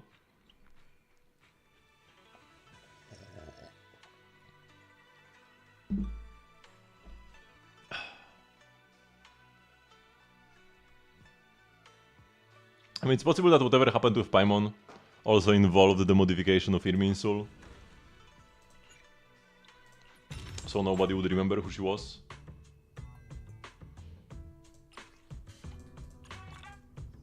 Okay, this is the one of the last times this shop is ever refreshed. So also remember next time on Monday, buy everything you can from this shop. Or actually no, it will not refresh because it's 9 days. Okay, so this is the last refresh of this shop ever, I'm pretty sure. I don't think this will ever refresh again, because by the time next patch goes live, I'm pretty sure this will be gone. Like, they will stop refreshing. So maybe I even want to buy these. But yeah, the periodic Omnicoin thing is getting removed. It's stopping, yeah, because they are adding auto mode to Suipian Temple, so you can just click one button. Kinda like sending an expedition. Or like the store management thing, it will be like the same, you click one button every day. But because the rewards would be too good, they are removing the periodic rewards. And we will only have the Cloud Crest rewards, which are kinda worthless.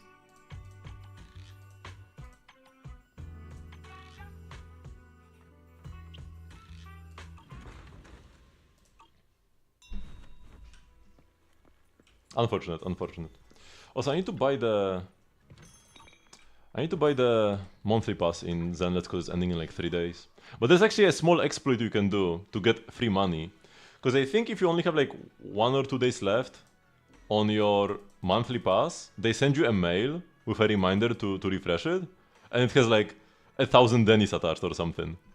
So, if you always refresh your pass, on the last day, you get like a couple of free Dennis. Like barely, it's like chump change. It's nothing real. You should not be doing this. But it is free money. It's free money. You probably get more by just clearing all the missions or whatever. It's like no, nothing real. 1,000 Dennis per month, maybe 10,000 at most.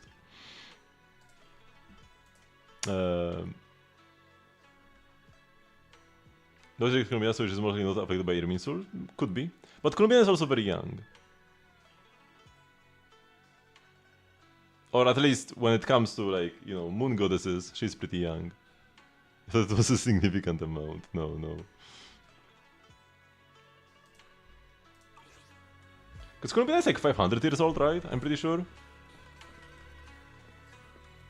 Although I'm not... Is she? I think she's 500.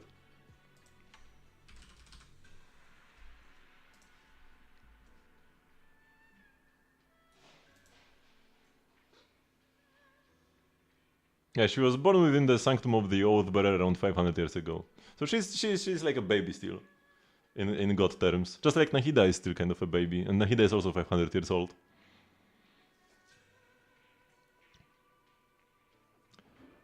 So she wouldn't even need to have her memory changed or erased because she wouldn't be around for the betrayal, you know. Can't have your memories changed if you don't remember anything.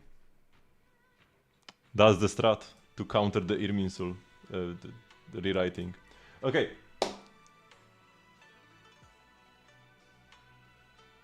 How long was the betrayal? We don't know. Because all we have when it comes to that is the Shades trailer. But we do not even know when this trailer took place. We saw Piero heading into Not Cry. So it already happened a couple years ago, or a couple months ago, story-wise. But then the Shades meetings, we don't know how often the Shades meet together. Because Ronova said that this is the first time they didn't all attend. This was the first time where they only met as 3 and not as 4. But when was the last meeting when they met as 4? 100? 500 years ago? We don't know. We last saw Asmodee 500 years ago, when she stopped us, leaving Teyvat. But that's it. We know she was still there 500 years ago. But was it post-betrayal or pre-betrayal, Asmodee? Probably pre-betrayal. But who knows?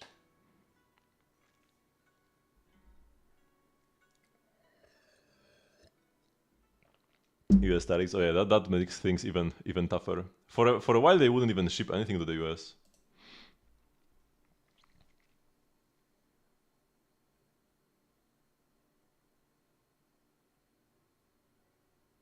I mean, Columbina is not a shade. Columbina would not be invited to the meeting. It's Asmodee who was missing from the meeting. All the other Moon Sisters are dead. Columbina is the only one there.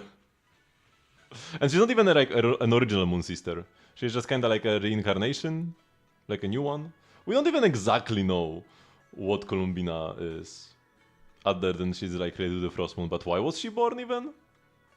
It's not like the other moon goddesses were reborn, right? So why was she born?